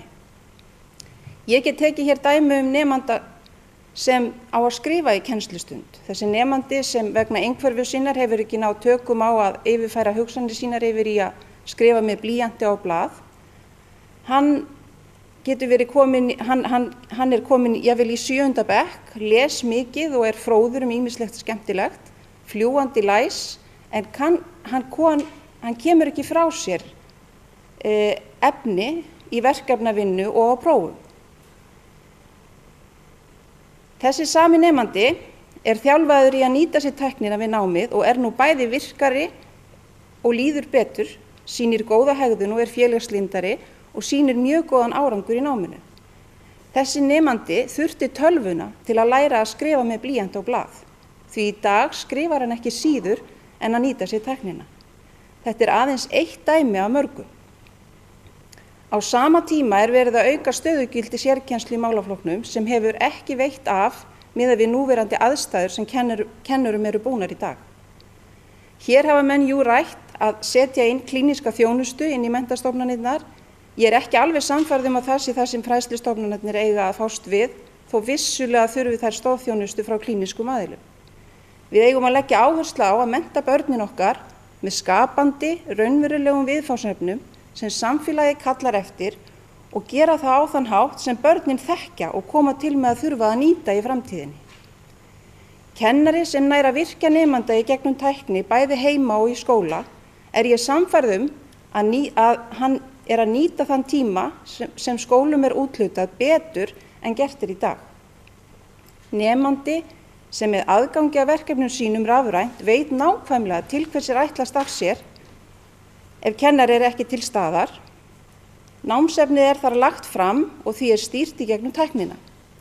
Auk þess sem foreldrarnir hafa aðgang að því sem liggur fyrir á nákvæmari og skilvirkari hátt og eykur líkur á að þau geti aðstoðað barnið sitt.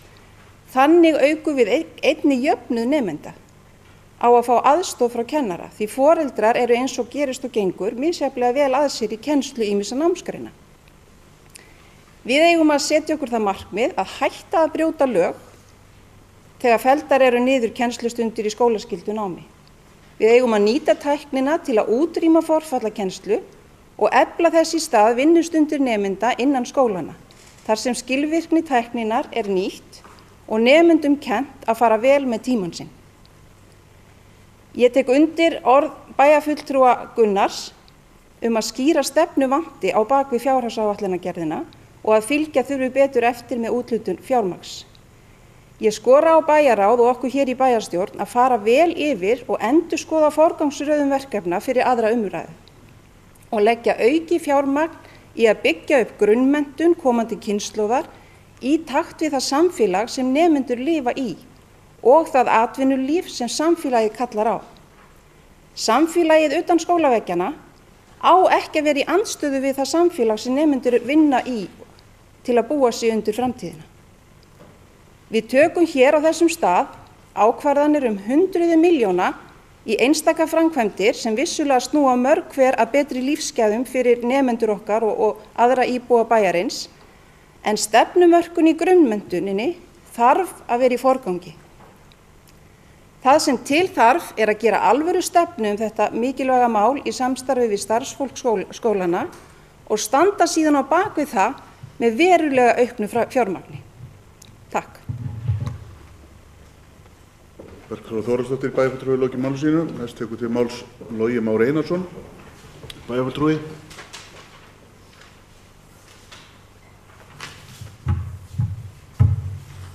Forseti, ágætu bæjarfulltrúar. Ég vil nú byrja á því að þakka formanni bæjarráðs Guðmundi kærlega fyrir vinnuna sem hann hefur lagt í þennan undirbúning og fjármálastjóra bæjarins, Dan Brynjarsinni einnig. Eins og fram hefur komið þá höfum við unnið þetta saman og það hafa oft á tíðum verið ágætis samræður, en ég hins vegar get að einhverju leyti kannski fallist á það sem kom fram í máli bæjarfulltrúa Gunnars að bærin almennt og við hérna megum standa okkur kannski betur í upplýsingaöflun og greiningu og halda tímasetningar, og það ekki nýtt vandamál sennilega. En hins vegar þá áttaði ég mig nú ekki alveg á hvert hann var að fara stóran hluta ræðunar, vegna þess að mér fannst hann nú kannski ekki leggja neitt rosalega mikið inn í vinnuna. Það komu fáa tillögur frá honum, það komu engar athugasemdir við í rauninni hlutina fyrir þá bara núna, og ég meina það í góðu lagi, en þá spyr maður sig, er rétt að standa svona að þessu? Eigum við þá kannski bara frekar að fara þá leið sem að flokks systkini Gunnars gera til þess að hafna fyrir það, kynna þetta 2-3 tímum fyrir fund. Ég held nú ekki reyndar. Nú, ég geri engar athugasemdir við það og engan ágreining við það að menn hafi ólíka sýn á forgangsröðun og hvernig menn vilja byggja upp framtíðina. En að því að það var nú vitnað hérna í ágæta konu að það sé slæmt að hafa ekki sjón en það sé verst að hafa ekki sýn, þá hef ég nú ekki rekist á þessa djörfu og bjartsýnu framtíðarsýn bæjarfulltrúa Gunnars, og ég held að það sem að kannski kemur fram hjá okkur þrátt fyrir allt, þar að við höfum markað okkur ákveðna sýn. Ég ekki að biðja að menn séu sammálinni, en hún kemur algjörlega klárt hérna fram.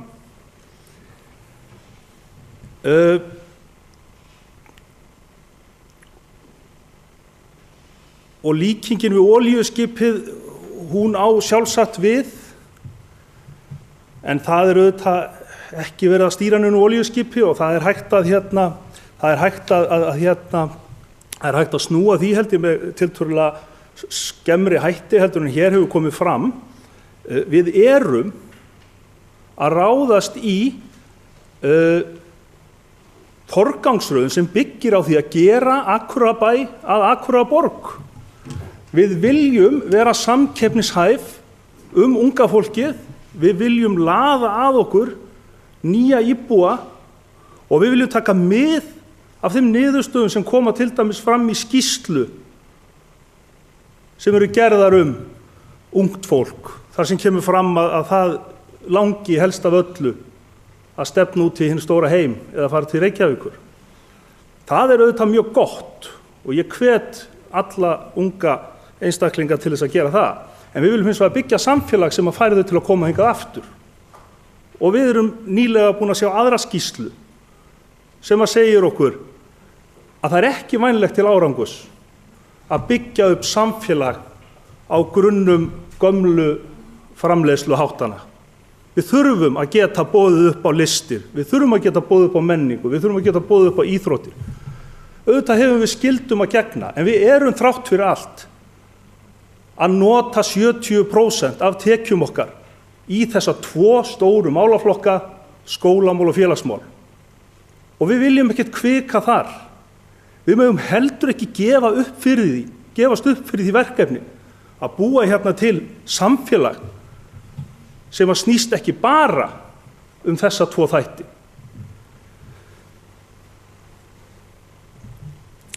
Ég get alveg tekið undir margt af því sem hér hefur verið sagt að forgangsröðun eða áherslur kunna að orka tvímælis. Í fyrsta lagi vegna þess að við höfum ólíka sýn. Við viljum held ég öll á sama staðinn, en okkur greinir á hvað best að gera fyrst og hvernig við að komast þangað. Og satt að segja þá hef ég líka eins og þið öll verið hugsi við sumu sem við erum að gera. Ég vakna stundum upp á morgnana eða get ekki sofnað á kvöldina því ég að velta því fyrir mér, erum við að gera rétt með þessu eða ættum við frekar að gera þetta? Auðvitað nagar mig samviskubill líka yfir að við skulum vera að fella út framkvæmdir eins og við öldrunarheimilin eða Hlíðaskóla. Þó að hér hafi komið fram ágætlega hjá bæjarfulltrúa Margréti að það eru ástæður fyrir því. En á endanum þá tekur maður ákvörðun út frá bestu samvisku en ekki einhverjum annarlegu sjónarmiðum. Og það verða menn bara að virða.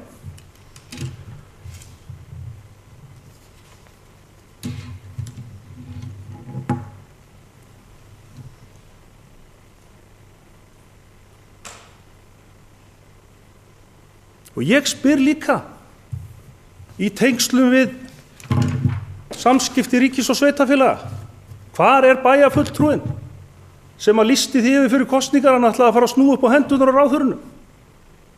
Mér hefur ekki sýnst það ganga neitt sérstaklega vel. Við erum hins vegar með lagni og með því að vera nógu uppáþrengjandi og með því að hringja nú oft og virkjað minni hluta og meiri hluta og unnið öll saman af því að ná því. Og ég held satt að segja að svoleiðis aðferðir gagnist nú betur heldur en ætla að gera þetta í einu vetfangi.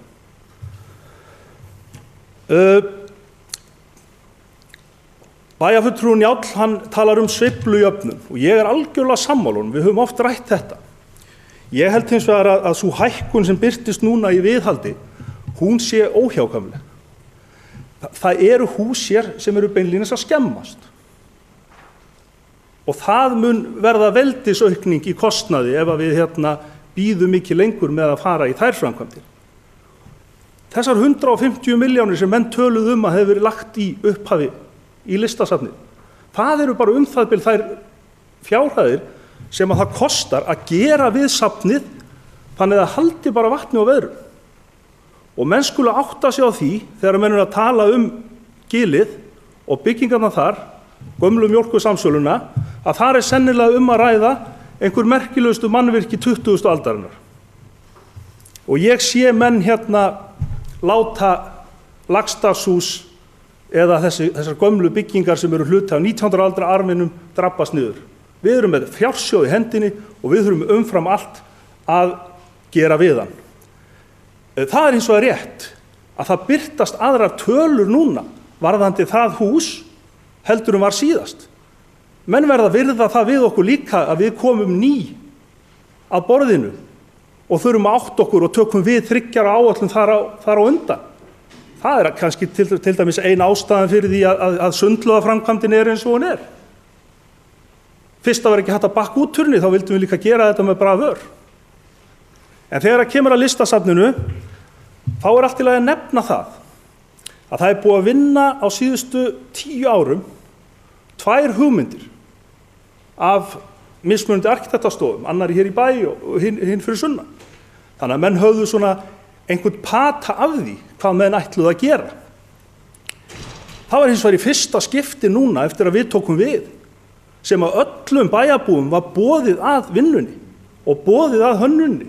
Og það var mjög vel heppnaður hugaflugsfundur í Gilinu, þar sem í rauninni hönnuðirnir sem hafa verið fengnir til verksins, eða ég býst við það sem ég búið að semja við þá, að þeir tóku býstna mikið mið af þeim tillögum og það eru að koma sem sagt núna og verða kynntar kringum áramótin tillögur sem að miða töluvert að þeim athugasemdum sem komum fram á fundinum. Þannig að það eru ný vinnubrögð. Ég hef sem sagt áður en ég byrjaði í bæjarstjórn, ég hef margoft teiknað byggingar fyrir bæinn og önnur sveitarfélög. Ég man aldrei eftir að almenningi hafi verið hleypt þannig að borði. Þannig að ég vísa því til föðurhúsanna að það sé sem sagt verið að vinna þetta án þess að hafa samráð.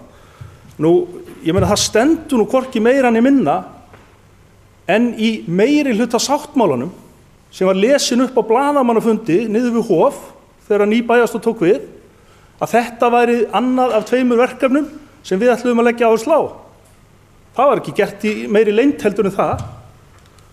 Og svo ég lesi nú bara tilfallandi úr fundargerð stjórnar Akureyrarstofu frá 23.9.2015.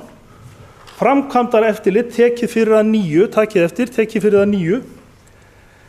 Samkvæmt núgildandi framkvæmdaryfirliti eina verkefni í menningarmálum, endurbætur og viðhald á húsi listasafnsins og stjórnin styður að verkefni verði áfram á framkvæmdaráætlun bæjarins og nægilegu fjármagni verði til þess veitt. Þetta var samþykkt með öllum greiddum atkvæðum.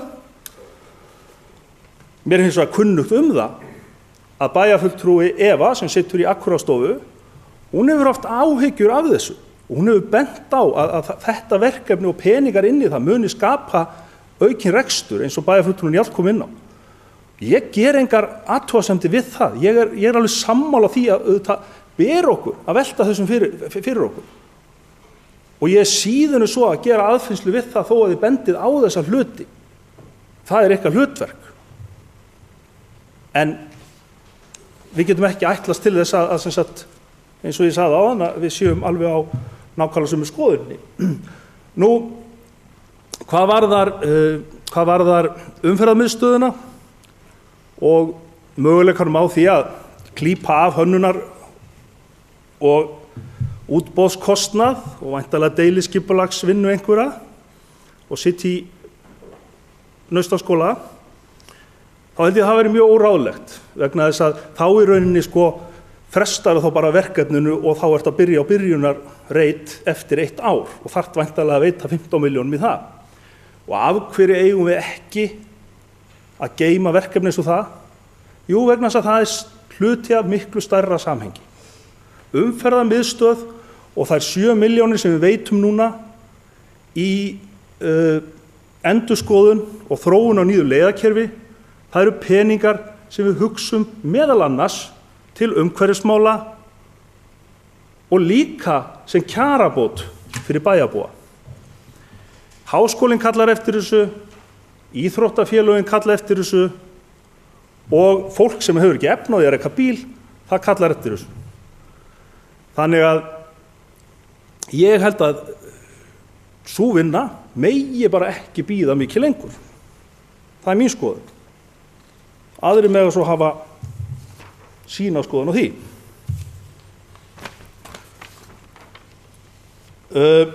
Nú, Margrét Kristín hélt ágæta ræðu hérna áðan og spurði nokkra spurninga upp úr einmitt meirihluta sáttmálunum okkar eða hvað hann kalla. Og ég er áður búin að nefna þetta með umferðarmiðstöðina. Þetta er ekki bara umhverfismál, þetta er líka félagsleg úrræði.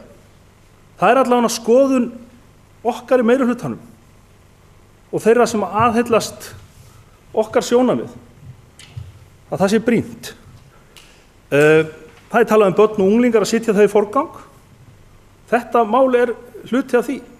Ég skal hins vegar algjörlega vera fús til þess að viðurkenna það að maður hefði viljað sjá meiri peninga lagða í börn og unglinga og sérstaklega þau sem eiga erfitt fyrir og tekjulægra fólk.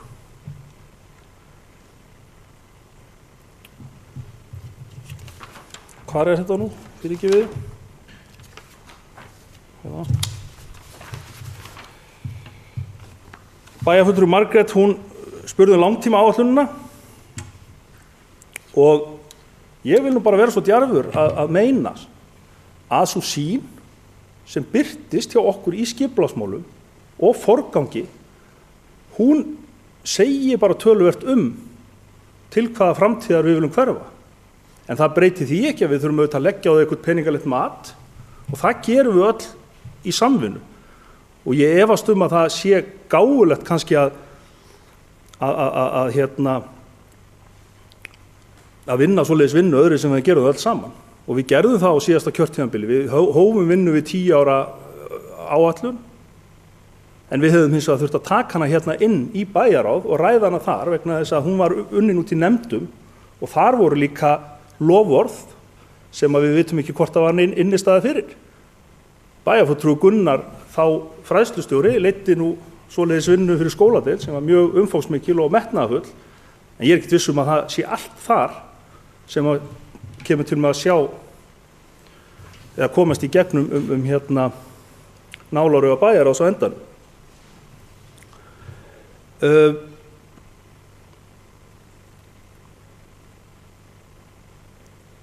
Nú hafa talað lýðræði og gagnsæi og það er svo sem ekki að svara því. Sú vinna bara í gangi og með vitund og vilja okkur allra og leidda fyrirverandi bæjarfulltrúa Vinstri grænna, Andreu Hjálmsdóttur. Nú með frístundastyrk fyrir aldraða, Það eru auðvitað verkefni sem að við viljum ennþá vinna að, en það er hægt að gera það með margvíslegum hætti. Ég spyr mig, hefðum við átt eða eigum við, eða erum við of sein, eigum við að skoða leiðir sem Reykjavík er að fara, með því að hækka verð á einstökum miðum í þjónustu hér í bænum eins og sundlaugum og á móti búa til einhvers konar miða sem að gagnast á börnum og eldra fólki sem gerir þeim kleift að sækja sundlaugarnar svona fyrir lítið gjald.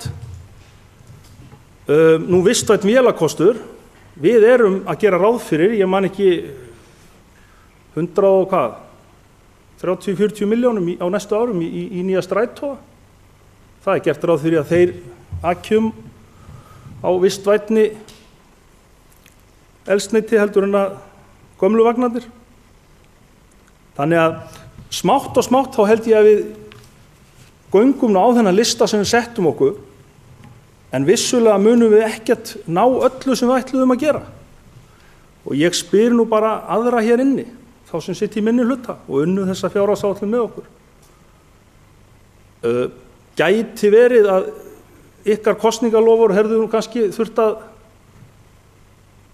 bíða eða sem sagt frestast miðað við til dæmis þá launaþróun sem átt sér stað hérna á síðasta ári. Ég held að það hafi nú bara verið kannski pínu sjokk fyrir okkur öll, þó svo að við gleðjumst auðvitað yfir þeim hækkunum sem fólk fékk. Þá náttúrulega erum við ennþá að vinna okkur út úr því. Og ég ætla ekki að hafa þetta lengra en ég bara koma því að enn og aftur að ykkur er algjörlega velkomið að gagnrýna forgangsröðun. En við höfum þá allavega lagt hana hér fram vegna þess að við trúum að hún sé bæjarfélaginu til góðs, og svo skulum við bara sjá til hvernig hún fer í bæjarbúa og hvernig hún í rauninni gengur í raun. Logi Már Einarsson, bæjarfulltrúi, lokið máli sínu. Næst tekur til máls Ingibjörg Ólöf Ísaksen, bæjarfulltrúi.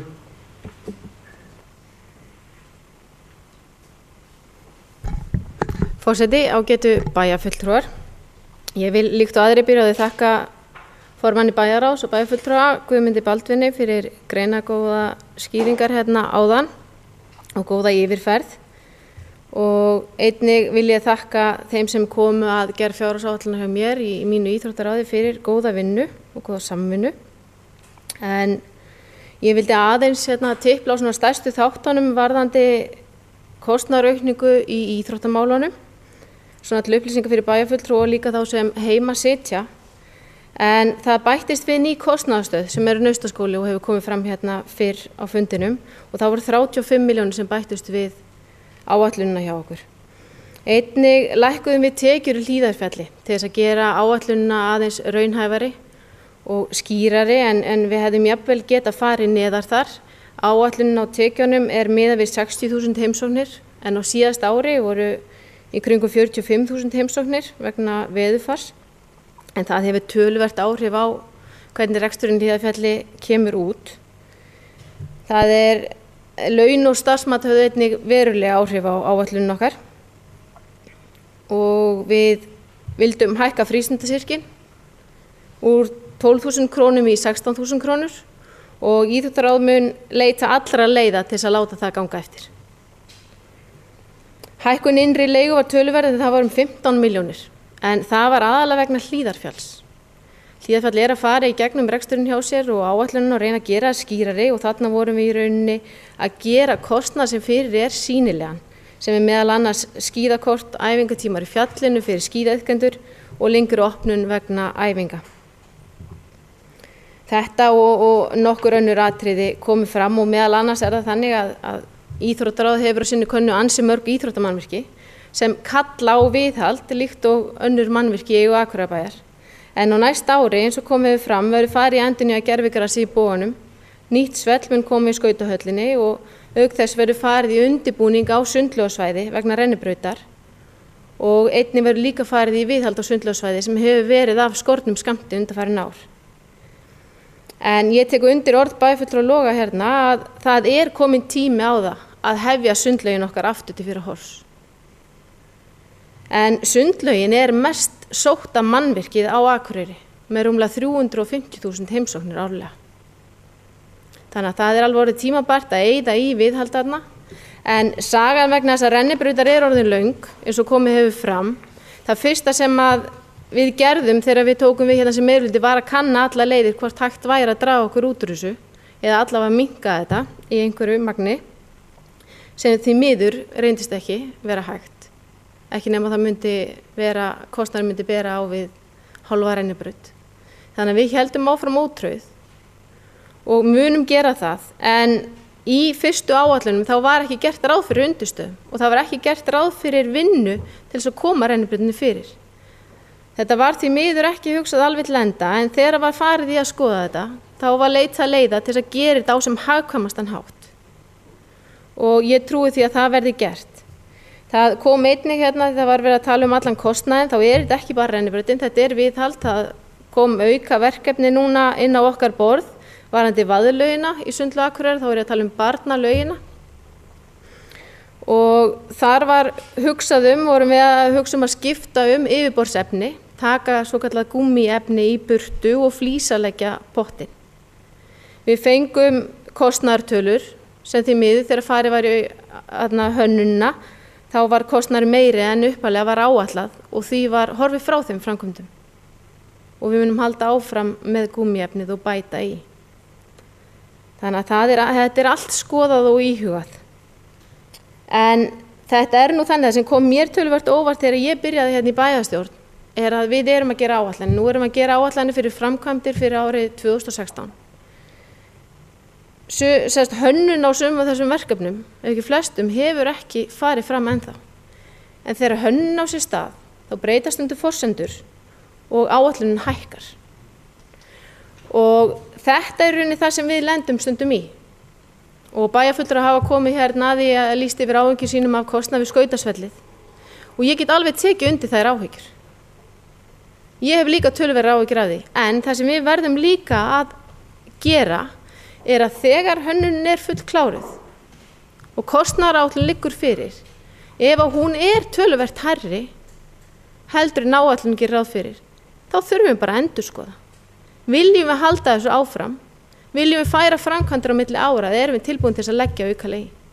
Við verðum bara að gera svo vel að staldra við og skoða það nánar.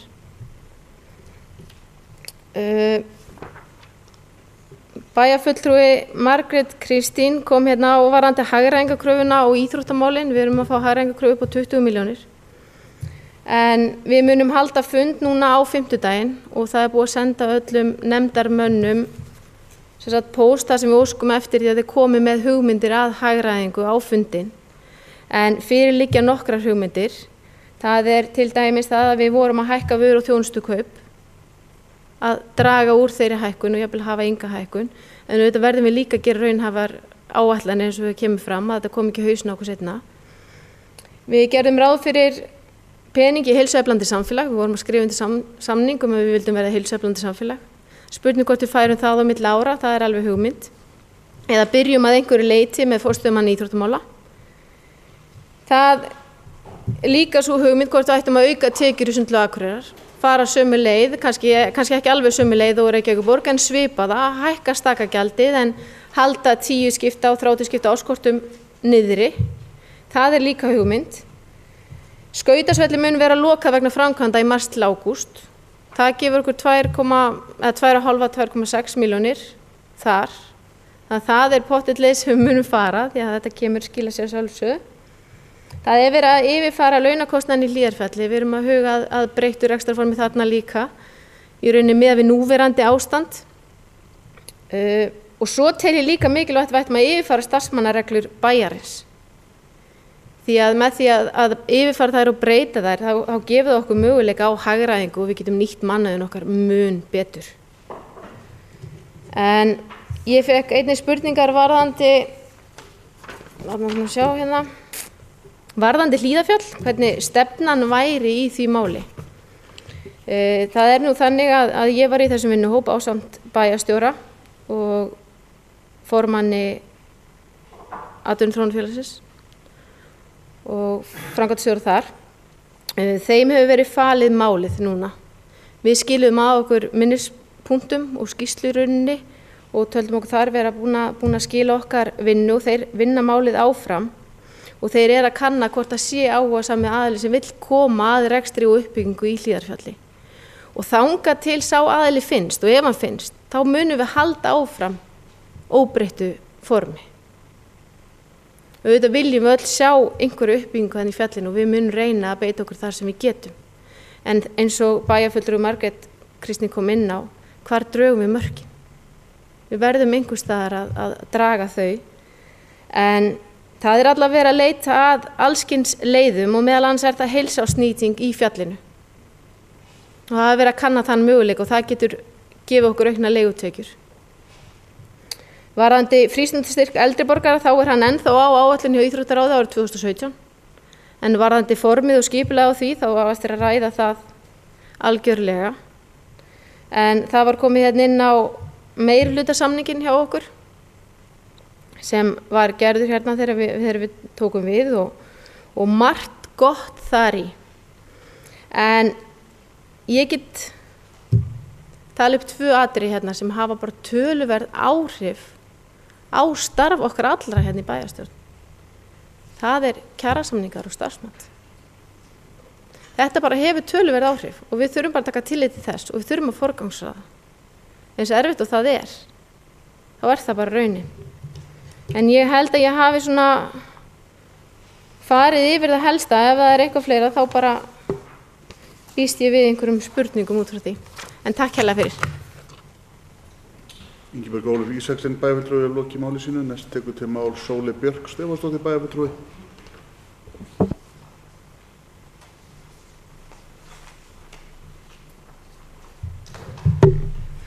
Forseti, ágætu bæjarfulltrúar. Ég vil nú byrja á því að þakka bæjarfulltrúa Guðmundi Baldvini sem er líka formaður bæjarráðs fyrir sitt innlegg hérna og ég vil raun og veru bara taka undir þakkir til hans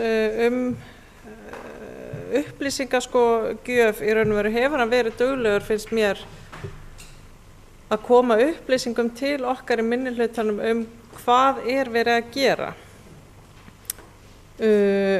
Og það er í raun og veru gott, en það er bara ekki nóg og ég ætla að taka undir með bæjarfulltrúa Gunnari Gíslasyni að okkur vantar miklu betri greiningu á því hvers vegna erum við eða meirihlutinn eða við eða hvernig sem við höfum það að taka þær ákvarðanir sem við tökum. Það er auðvitað þannig að við höfum náttúrulega komið inn á umræðum breytta tekjuskiptingu og hversu mikilvægt það er fyrir okkur að fá aukið hlutfall af tekjum hins opinbera og meirihlutinn og við öll reyndar bara í samvinnu höfum staðið okkur vel í þeirri umræðu og höfum unnið á mörgum vígstöðum og sem betur fer þá lítur út fyrir að einhverja leiðréttingar náist eins og bæjarfulltrúi Guðmundur Baldur benti á í sinni ræðu.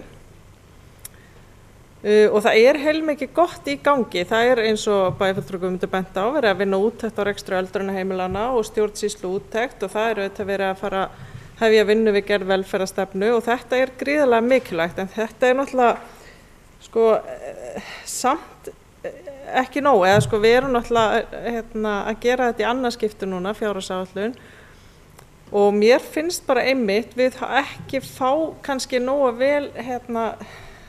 vel framsettar greindar upplýsingar mér finnst eins og við séum í einhvers konar ástandi þar sem við erum að gera hlutina eins og þeir hafa alltaf verið gerðir. Þetta er einhver ég hef tilfinningunni þetta sé eins og lært hjálparleysi. Við erum bara inni í þessu kerfi og við vitum eitthvað af því sem að því að það er náttúrulega þannig að við erum 11 sem sitjum hérna inni og það að vera 2 eða 2 sem hafa setið hér áður en þetta kjörtímabil hófst. Og þannig að við erum bara að taka við alls konar hlutum og alls konar leiðum og alls konar aðferðum og við erum auðvitað með gríðarlega reynslubolta hér inn í kerfinu sem starfsmenn bæjarins sem að þekkja kerfið alveg inn og út og ég verð bara að viðurkenna að þegar maður kemur svona nýr inn í þetta þá finnst manni maður bara pínu vitlaus og finnst maður á bara rosa erfitt og svo dælast yfir mann sko gögn og Excel-skjöl og alveg svoleiðis og uppdata því og með ótal flipum og þetta sko í raun og veru vantar ekki gögnin þannig en það alveg hægt að drekja upplýsingum í gögnum og það það sem við verðum og ég held að við séum bara sko ég held nefnilega ekkert að meiri hlutin sé eitthvað að fara illa með okkur minni hlutan. Ég held við séum bara öll í sömu buslulöginu með þetta. Að við erum bara að tróða einhvern marvaða í einhverju sem við náum ekki almennilega nógu vel fótfestu á. Og það eitthvað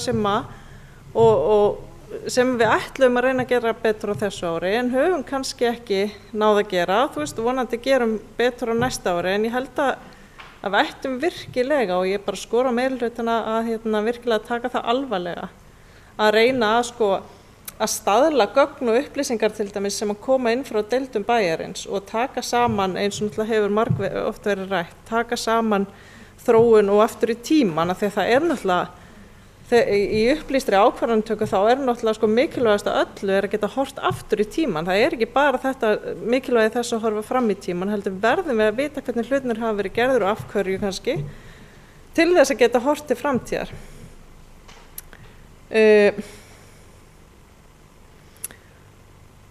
Og ég ætla bara að segja ég skil vel að það sé mikilvægt að byggja upp listasafnið og ég skil vel að það sé mikilvægt að fara í lagfæringar á skautasvellinu og áður en að skemmist meira á báðum þessum stöðum. Ég skil vel bara almennt af hverju nauðsynlegt að setja meira fé í viðhald fasteigna en áður og ég skil vel af hverju við getum ekki hætt við rennibrautinni í Sundlauginni og þurfum að takast á við það sem nú, ætlum bara að segja það hér, bara klúður ellistans í því máli á síðasta kjörtímabili. Ég get alveg skilið hvers vegna ákveðið var að setja lóð Naustaskóla á bið. Það ekki eins og valkostirnir séu margir ef að hlutir liggja undir skemmdum og þá að velja milli þess að taka áhættuna á því að eitthvert húsnæði skemmist meira og ég skil líka af hverju þetta erfiðar ákvarðanir að taka eins og bæjarfulltrúi Logi lýsti hérna áðan. Og ég eins og ef við ætlum að ræða Naustaskólalóðina þá veit ég ekki hvort á hvern veginn ég hefði farið, hvað hefði ég þá vilja skipta út, taka sénsinn á því að listasafnið skemmtist meira, ég veit það ekki, kannski þolir þetta enga bið, en kannski hefði við geta gert smá á báðum stöðum, ég auðvitað veit það ekki, en það sem við náttúrulega kannski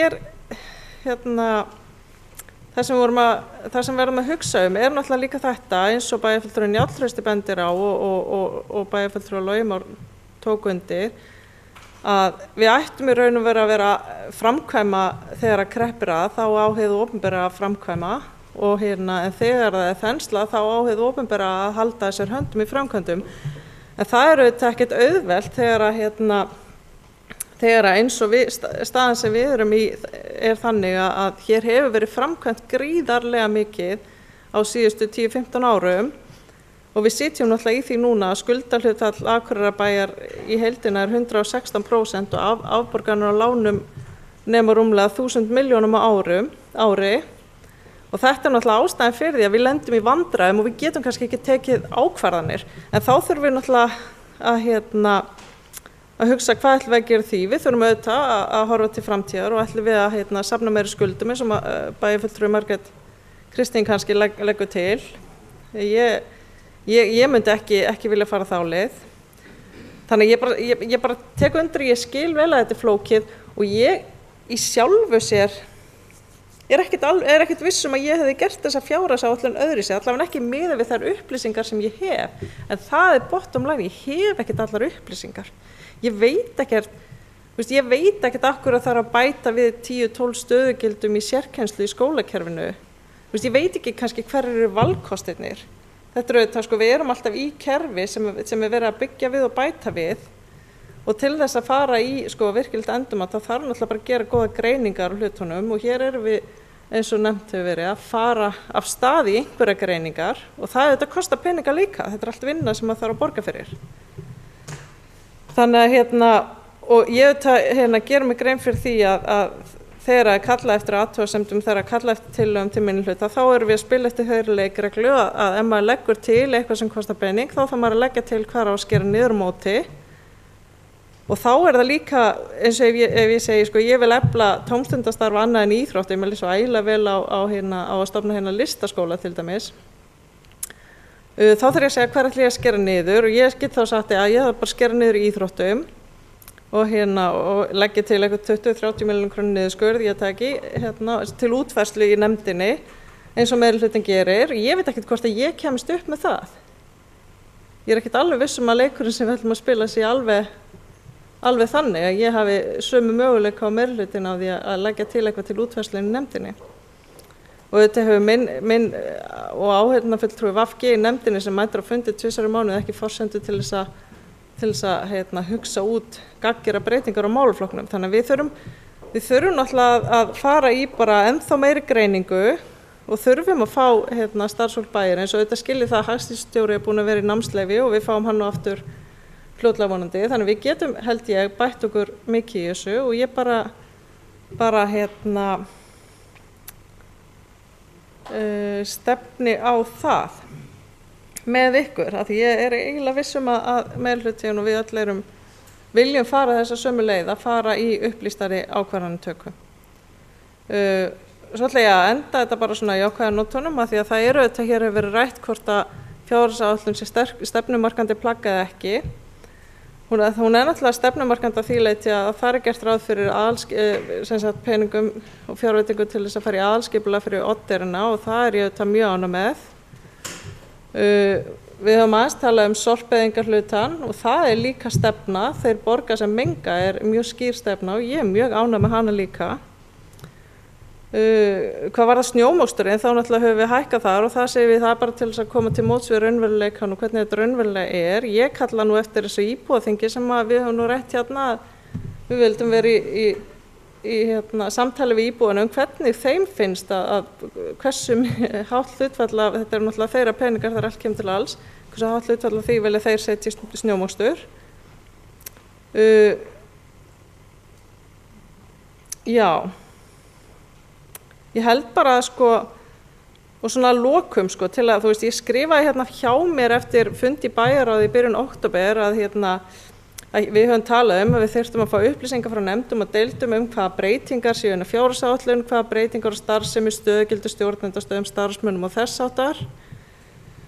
Ég punktaði hjá mér bæjarstjóri muni senda pósta og óska eftir minnisblaði frá deildunum og ég held það skilaði sér alveg en þetta sem ég var að tala áðan að drukkna í gögnum að þetta ekki samfellt, þetta eins og rosalegri belg og biðu að ég held við verðum að reyna aðeins að skipuleggja þetta svo við getum bara öll tala saman og vera á sömu blaðsíðu og hvort sem að fólk hefur tíma til að mæta aukafund í bæjarráði þegar að vera að ræða þessa hluti eða auðvitað veit maður að meirihlutin situr og stúdrar þetta miklu meira heldur en minnihlutin fær í raun og veru aðkomu að og þess vegna verður þetta bara að vera svolítið vel framsett þannig við séum í raun og veru ef þetta á að heita þannig við séum öll að vinna saman í þessu þá verðum við öll að sitja við sama borð þegar kemur að því að hafa tækifæri til að greina upplýsingarnar. Takk fyrir. Sóley Björk Stefánsdóttir bæjarfulltrúi lokið máli sínu. Ég ætla að biðja Sigríði Huld Jónsdóttir varaforseti að taka við stjórn fundarins og gefa mér orðið.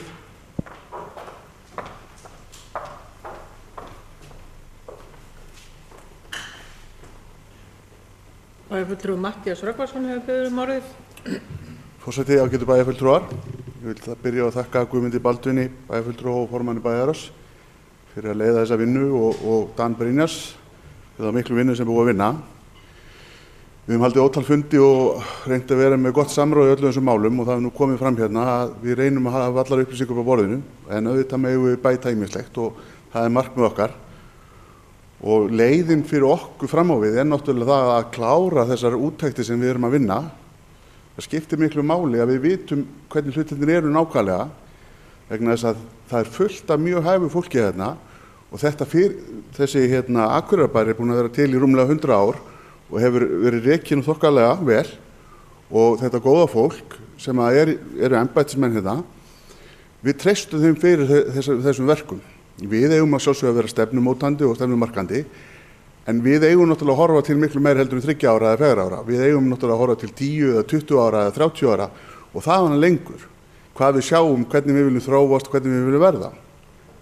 Og það skiptir bara öllu máli að til þess að gera einhverjum svona breytingar, hvort sem það eru stjórnskipulagsbreytingar, breytingar á hvernig kerfi virkar eða hvernig við viljum nota fjármuni okkar, að við séum búin að fara vel í gegnum af hverju hlutirnir eru svona og af hverju, það er ástæða fyrir því að það er einhver fjölgun. Ég hef ekki, Gunnar bendir á að það hafi verið fjölgun í kerfinu á starfsfólki sem hafi hvergi komið fram.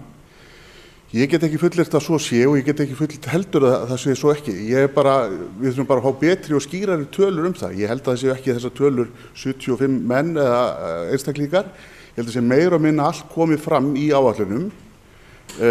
Við þurfum bara, eins og ég segi, fara betur yfir þessa hluti.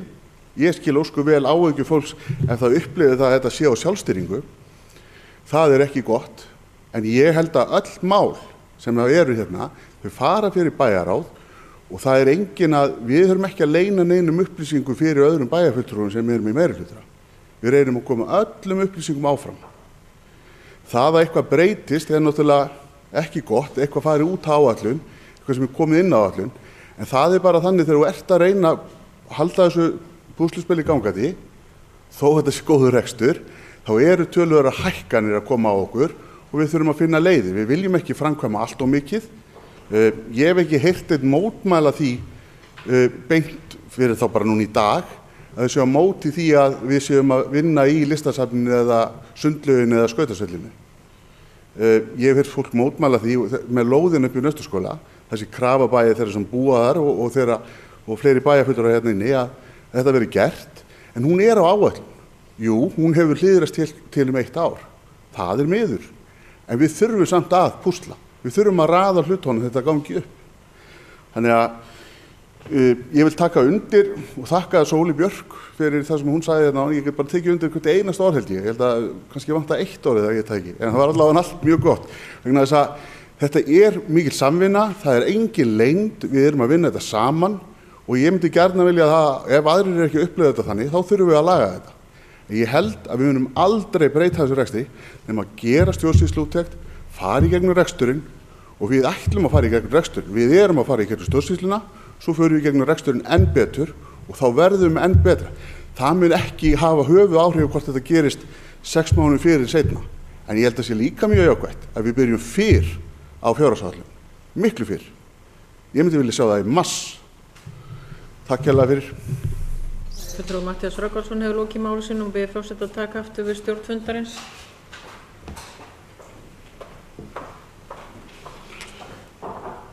Næstur á mælandi dagskrá er Gunnar Gíslason bæjarfulltrúi.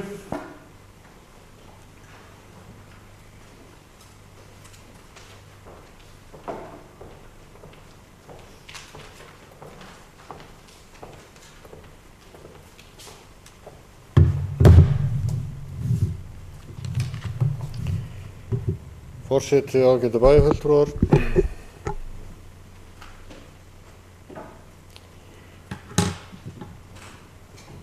Ef einhver heldur því fram að ég hafi rætt það að væri verið að leyna einhverju af vísvitandi upplýsingu hérna, þá eru viðkomandi að misskilja mín orð verulega illa.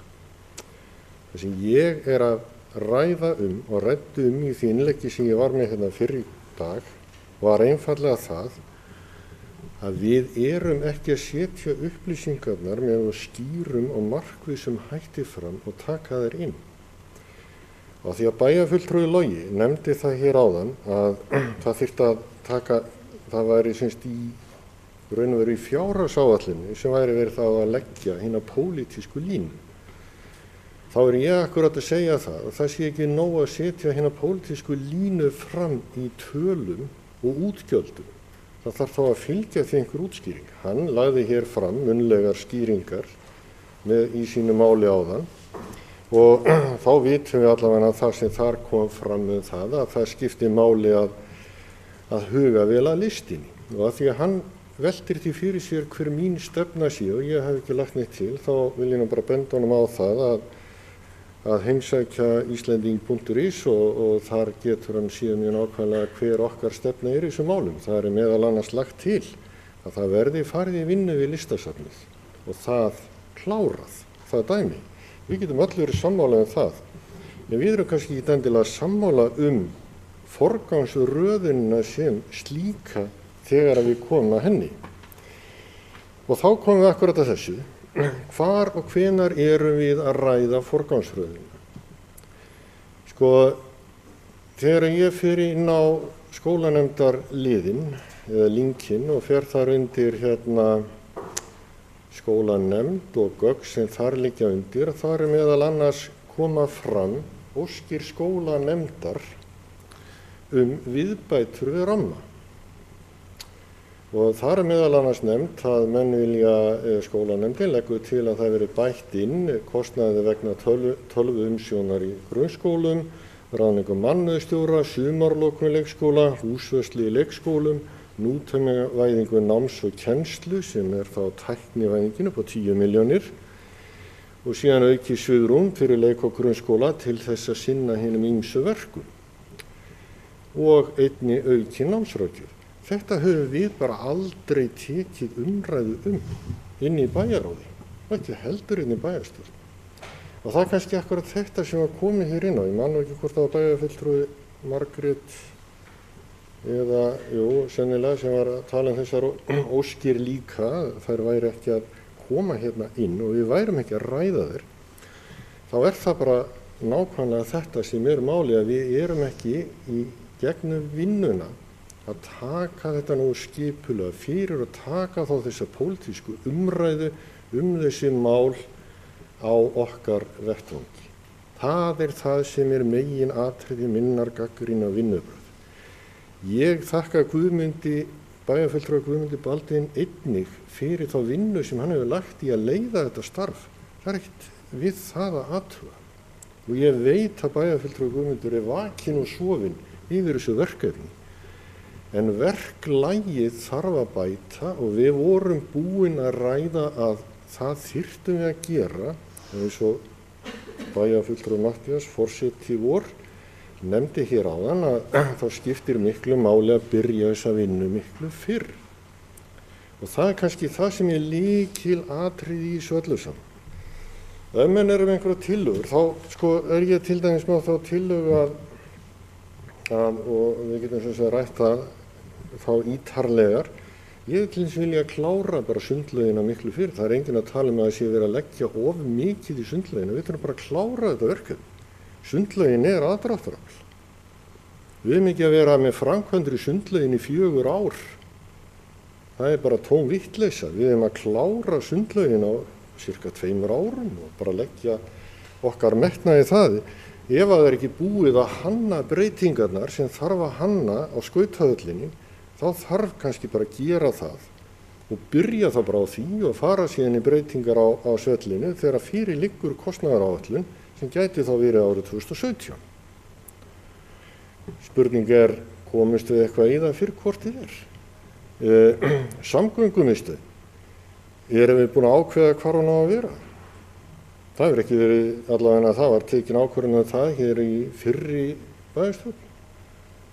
Ég veit ekki til þess að við höfum rætt það neitt frekar. Ég get alveg séð fyrir mér að við bara frestuðum þeirri framkvæmd nokkur ár og meðan við tökumst á það hvar hún ætti að vera.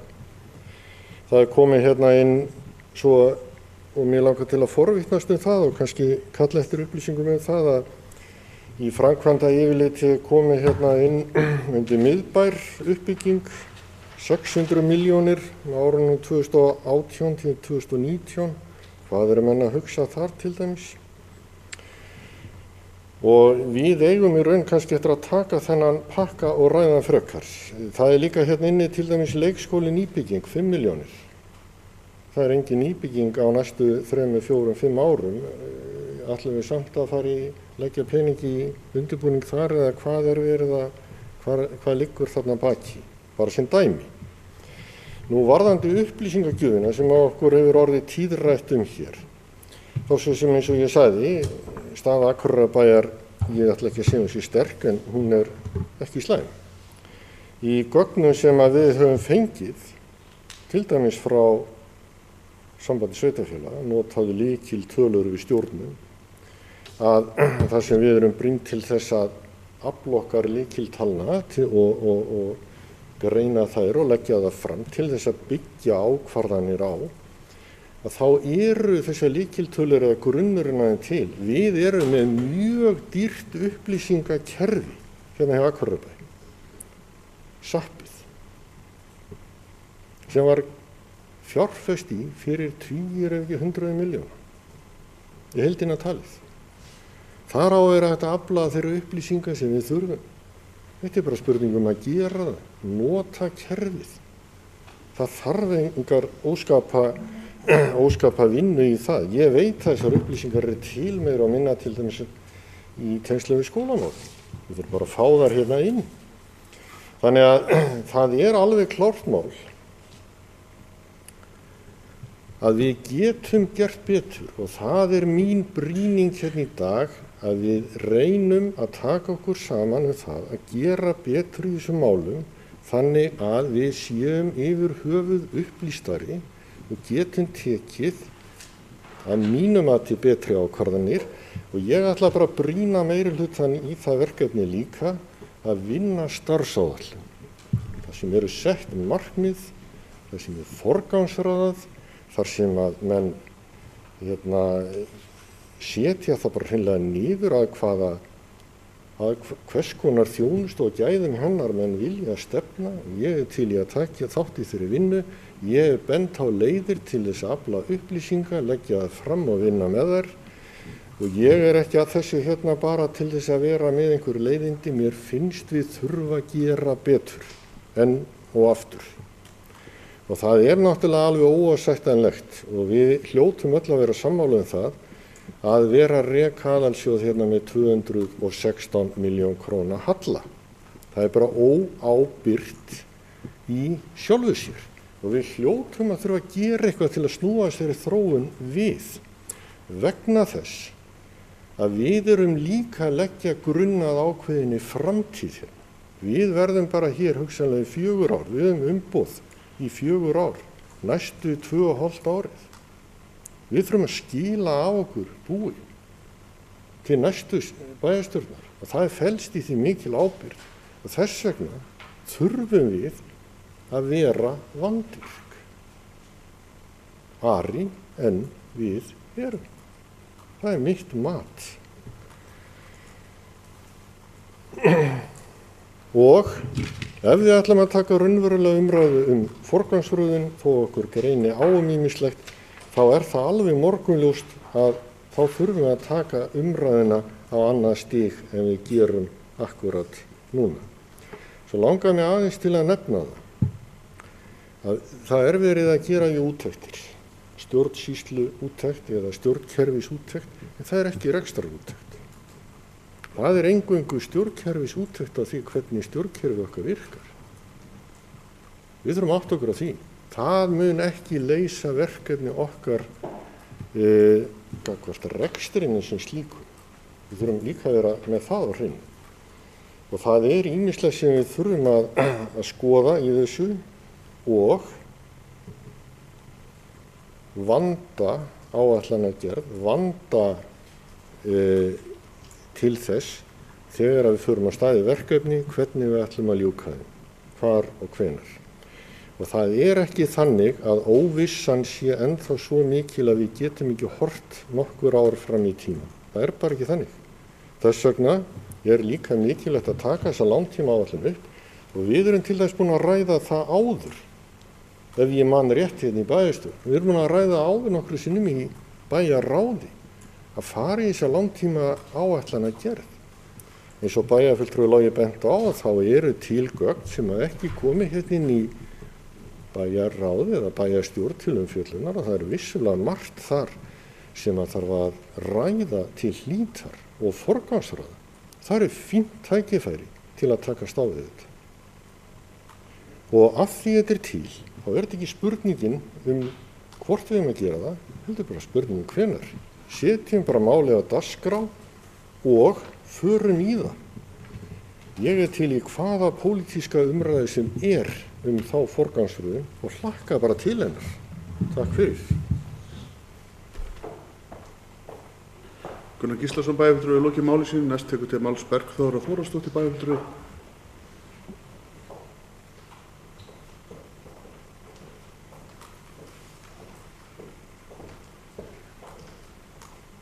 Forseti, ágætu bæjarfulltrúar. Í ljósi þess að við höfum áhyggjur af hraðbankaleysi í Hrísey hér í upphafi fundar, þá kom upp í huga mér hugmynd sem kom fram í stjórn Akureyrarstofu að koma upp náttúrugripasafni í Hrísey.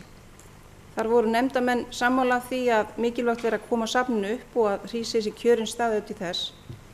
Mér langar að spyrjast fyrir hvernig staðan á því verkefni og hvað mikið áætlað í það verkefni. En þau gögn sem liggja fyrir gera ekki sérstaklega grein fyrir þessu brýna verkefni, fyrir þessa brothættu byggð. Ég leyfi mér líka að spyrja hvort mikilvægara viðfangsefni í menningarmálum að styðja við okkar brothættu byggðir eða að útvíkka þá starfsemi sem hér nú þegar í þokkalegu ásigkomulagi fyrir utan endurnýjun á þaki. Takk. Bergþóra Þórðarsdóttir bæjarfulltrúi hefur lokið máli sínu. Næst tekur til máls Silja Dögg Baldursdóttir bæjarfulltrúi.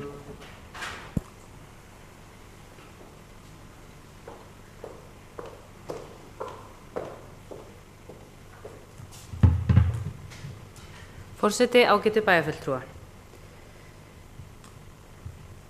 Talvan aðeins að stríða mér hérna. Fjárhagsáætlun gríðarlega ábyrgðarfullt og krefjandi starf. Við hjá meirihlutanum töldum og teljum mikilvægt að fá allar bæjarfulltrúana að verkefninu því við teljum að allir í bæjarstjórn geti lagt sitt af mörkum við að skila sem bestu og nákvæmustu áætlun. Að vera í bæjarstjórn samstarf 11 bæjarfulltrúa og þess vegna mikilvægt að allir koma að borðinu. Mér langar að koma inn á ýmsa hluti sem komið hafa fram. Naustaskólalóð. Ég þekki nokkuð börn sem í skólanum og ekki einu sinni hef ég heyrt þau kvarta undan lóðinni. Enda gott leiksvæði á hluta á lóðinni sem börnin leika sér glöð og sátt á. Og ég sem íbúi í Naustakörfi þess vegna róleg að hugsa til þess að farið verði í þessa lóð að ári. Sérstaklega í ljósi að í samhengi við annað þá það ekki auðvelt val. Ef ég ætti að vega og meta varðandi hvort það liggi meira á að fara til dæmis í endurbyggingu í Glerárskóla eða lóðina Naustakörfi, þá myndi ég örugglega frekar velja Glerárskóla þar sem það komið mikil þörf á viðhald þar. Bæjarfulltrúi Gunnar talaði til dæmis varðandi hjúkrunarheimili og að því fylgi ekki nógu mikið fjármagn. Mér langar að taka undir með bæjarfulltrúa Loga og hér með hvet ég bæjarfulltrúa Gunnar sem hluti af bæjarfulltrúa og hluti af þessari heild sem við að tala þetta við samstarfsfélaga sinn og flokksfélaga og þingmann. Það var rætt mikið í kosningabaráttunni kosti þess að greiða leið að þingmönnum. Núna tíminn til að standa við stóru orðin. Bæjarfulltrúa Margrét kom inn á marga góða hluti en hún talaði meðal annars betri kjör eldri borgara. Mér langar að nefna nokkur skref sem hafa verið tekin. Við til dæmis langt komin með að stofna öldungaráð og eins langar með að nefna að 19. nóvember þá erum við með þing fyrir félagsstarf eldri borgara sem og annað félagsstarf hér í bæ, þar sem tækifæri til að hafa áhrif á hvernig félagsstarfinu verður háttað á næstu árum og bara í framtíðinni. Og við viljum fá notendur með að borðinu til að móta þessa stefnu. Og að sjálfsögðu hvet ég alla bæjarfulltrúa sem og bæjarbúa að mæta. Bæjarfulltrúa Margrét tala einnig sumarlokun. Ég get að einhverju leyti tekið undir það. Hins vegar nefndi hún líka lokanir vegna starfsdaga, þá tek ég á fullu leyti undir það.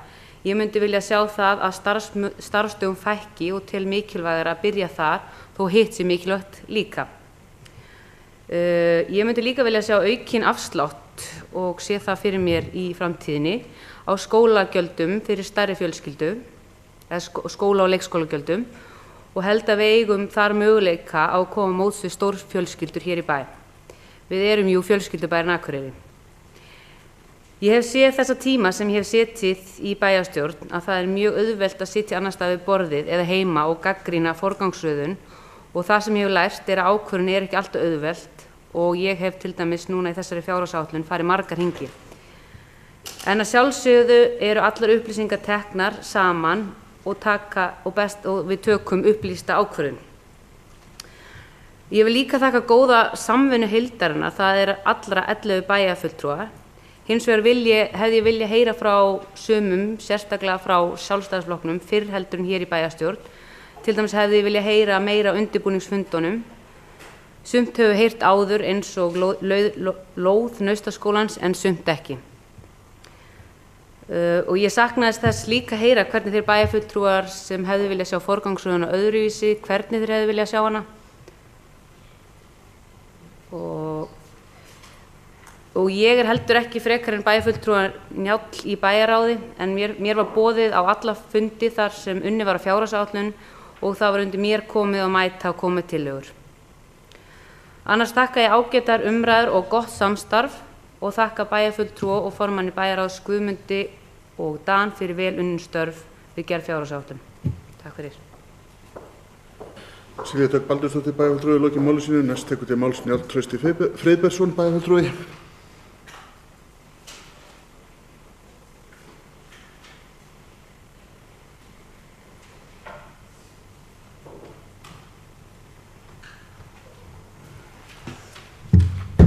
Forseti ágætu bæjarfulltrúar.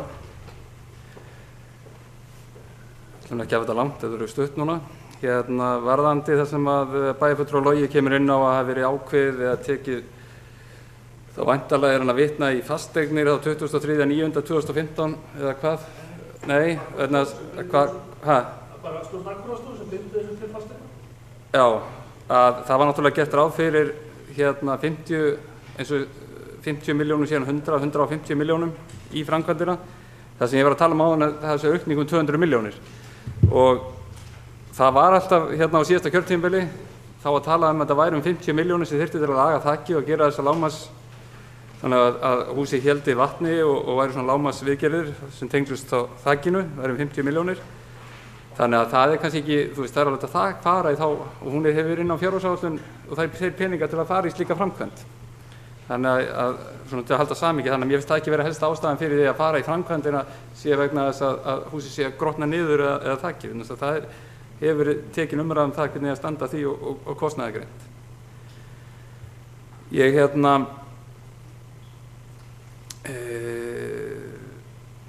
Við bíðum þá spennt eftir listasafninu að þessar hugmyndir verði kynntar, en það sem ég var að gera athugasemdið áðan var bara að við vinnum fjárhagsáætlunum þegar búið að kynna hugmyndirnar. Þannig að við séum að gera þetta með markvissara hætti og það er það sem var að fara í þarna áðan og svona þetta beindist að. Varðandi rennibrautinu, það kom svona upp þessi hugsun um helgina. Við erum væntanlega að kaupa þessi rennibraut í evrum að utan og bara með hvernig gengi evrunni höfðu þróað síðustu 80 mánuði eða svo síðan þessi ákvörðun var tekin rennibrautina. Það vildi ég bara vita, var gert ráð fyrir því innkaupunum að þetta fylgdi innkaupum einhverju leyti í evrunum. Þannig að nú hefur evran, þegar krónan styrst gagnvart evrunum cirka einhvers staðar væntanlega bilinu 10–15%, ég er ekki með það nákvæmlega, en það er svona tilfinningin, 10–15% styrking. Hvernig var staðið þessu? Er þá bæri með búin að baktryggja sig varðandi gengissveiflur? Ég er að spyrja hvernig bæri, ekki geri ég samningin sjálfur, sko.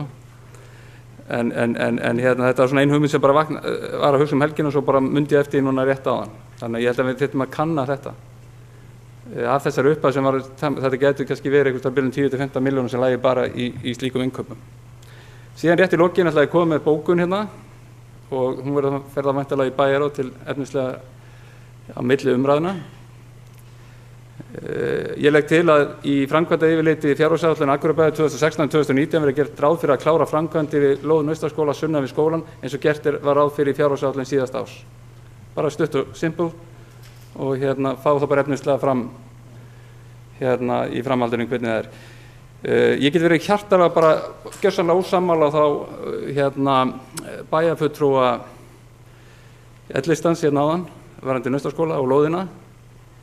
Ég get alveg fara að tala um börn líka í hina áttina, en ég veit líka heyrt í foreldrum aðra og stýtti þarna í hverfisfundum öðru og fundum í skólanum á vegum foreldra. Og ég hef ekki var við að síðan sérstök sátt um þetta. En þetta er búið að vera mál sem búið fresta og var líka fresta á síðasta kjörtímabili, það stöðugt búið frestaði. Þannig að ég löngu hættur að hlusta og það eitt sem maður læri hérna að þetta með að frestum 1 ár, þetta verður oft bara ansi mörg ár. Þannig að stundum vil maður bara hafa stefnu að vera með á hreinu og standa eitthvað við af því sem við erum að tala og það hefur bara ekki verið gert í þessu máli. Og þannig ég sendi þá ritara fundarins bara í tölvupósti þessa bókun og vænti þess þá að fá þá efnisleg svör í framhaldinu, þá ekki seinna næsta, þegar við tökum seinna umræðuna væntanlega í byrjun desember. En bara hans takk fyrir. Trausti Friðbertsson, bæjarfulltrúi, lokið máli sínu, orðið laust.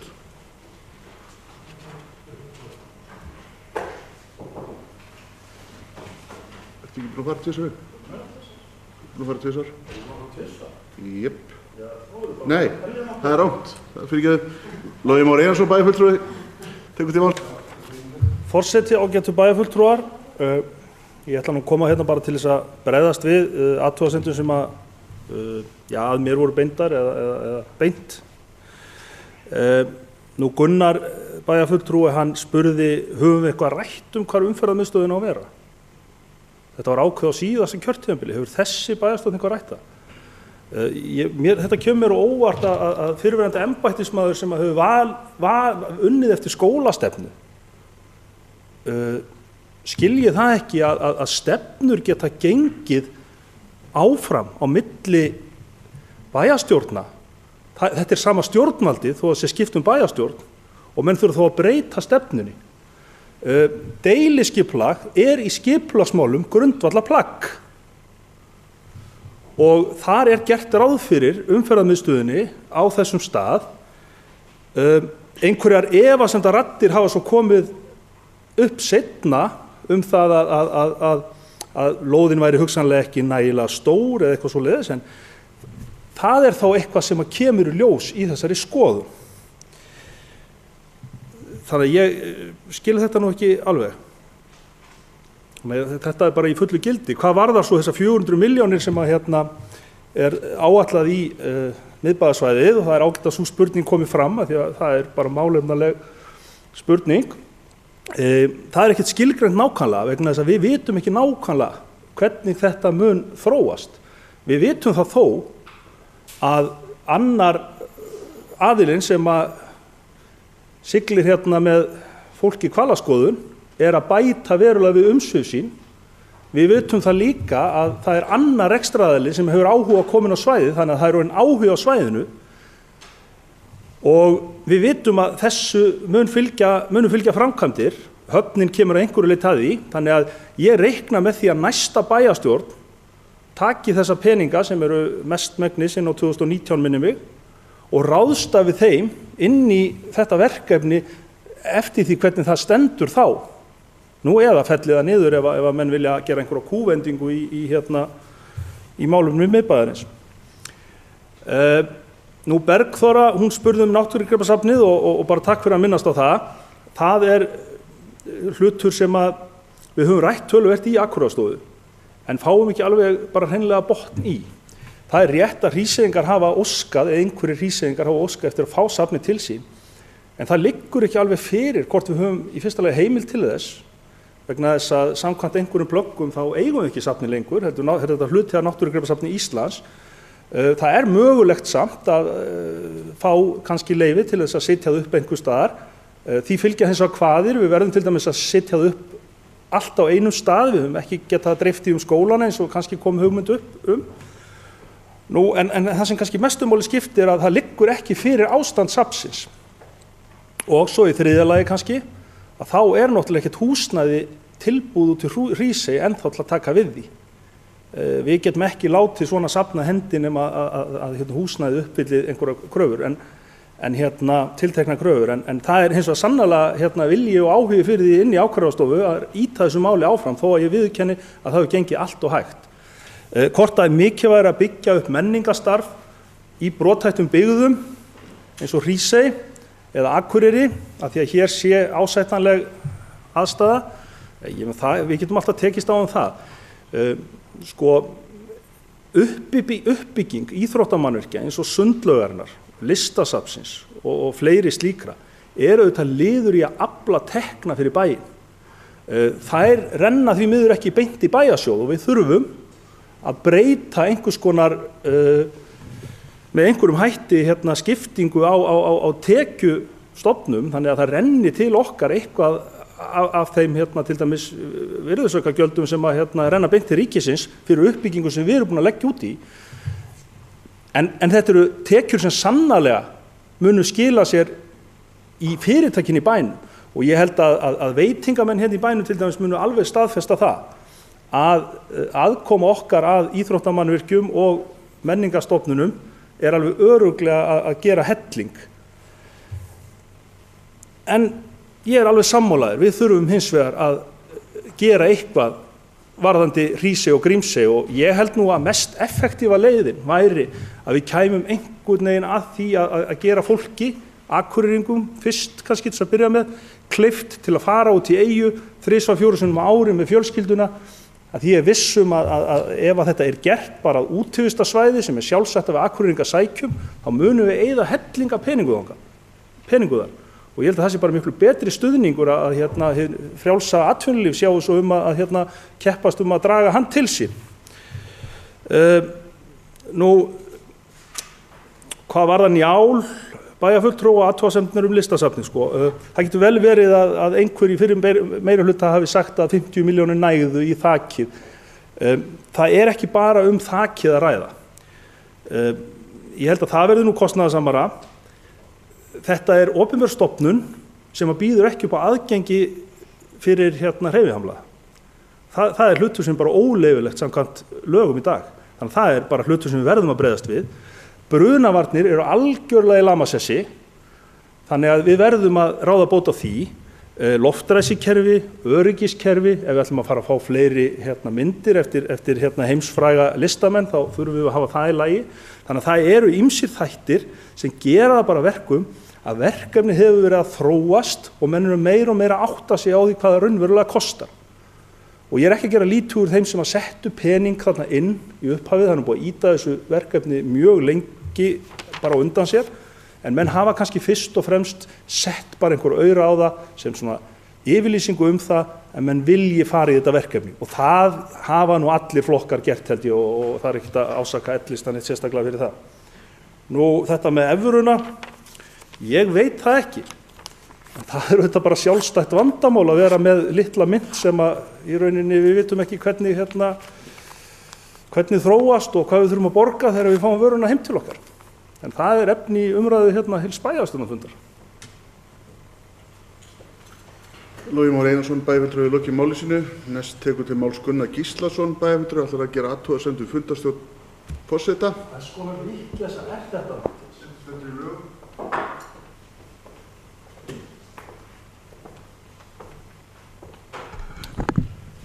Ég ætla að nýta mér rétt minni á til að gera örlitla athugasemd við fundarstjórn forseta sem liggur í því að forseta heimilt að veita mönnum að koma leyfi til að koma upp í 3. skipti eða 4. skipti ef að svo ber undir og mikilvægi máls þannig.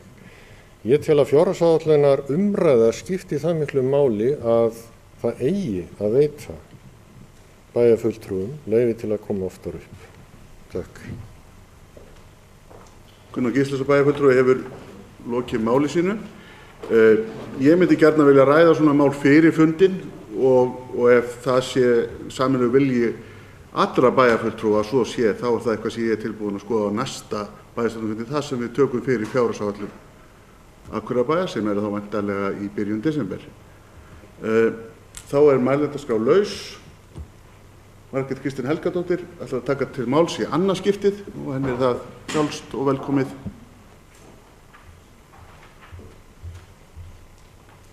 Forseti, ágætu bæjarfulltrúar, mér finnst þetta mjög skemmtileg umræða. Við ætlum að taka svona fjárhagsumræðu aðeins oftar á árinu.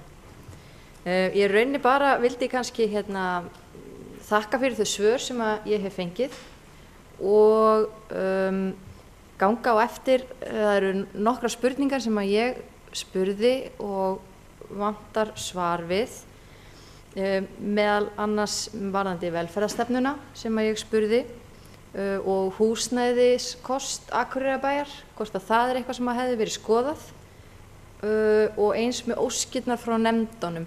Ætlum við eitthvað að vinna frekar með það á milli umræðina einmitt? Munum við eitthvað fá að koma að því? Og eins bara af því að bæjarfulltrúi Logi Már er búið með sín skipti, getur ekki komið upp aftur, að bæjarfulltrúi Logi Már benti á bókun í fundargerð hjá stjórn Akureyrarstofu þar sem að málið hafi verið tekið fyrir og í rauninni að þar hafi verið bókað að vinna ætti áfram að málinu. Í þeirri áætlun sem að allavega er inn á fundargáttinni þar er gert ráð fyrir 152 milljónum í listasafnið. Þannig að ég skil alveg vel að nefndarmenn hafi samþykkt það að vinna með það áfram. En núna erum við að tala um 350 milljónir. En það er kannski smá munur þar á. En ég styð bókun bæjarfulltrúa Njáls Trausta með varðandi lóðina við Naustaskóla og já, þakka fyrir mig. Margrét Kristín Helgadóttir bæjarfulltrúi lokið máli sínu. Orðið er laust. Sigríður Huld Jónsdóttir bæjarfulltrúi beðið orðið. Forseti, ágætu bæjarfulltrúar, þar sem að Margrét Kristín var að spyrja velferðarstefnuna, að þá er búið að ráða verkefnastjóra í velferðarstefnu og hún hefur hafið störf og við munum halda áfram þeirri vinnu bara með þessum verkefnastjóra áfram með velferðarstefnuna. Og það er náttúrulega mjög vítt svið innan velferðarstefnu og bara hef ekki áttað mig almennilega á spurningu bæjarfulltrúa Margrétar Kristínar sem varðaði velferðarstefnuna, en ef það var það sem var úr málefnasamningnum að þá bætta þjónustu til ungs fólks í geðheilbrigðismálum, að þá er það hluti af velferðarstefnunu að fara yfir það hvernig við getum bætt geðheilbrigðisþjónustu til ungs fólks og fjölskyldna þeirra. Takk fyrir. Sigríður Huld Jónsdóttir bæjarfulltrúi lokið máli sínu. Orðið er laust. Guðmundur Baldvin Guðmundsson bæjarfulltrúi beðið orðið.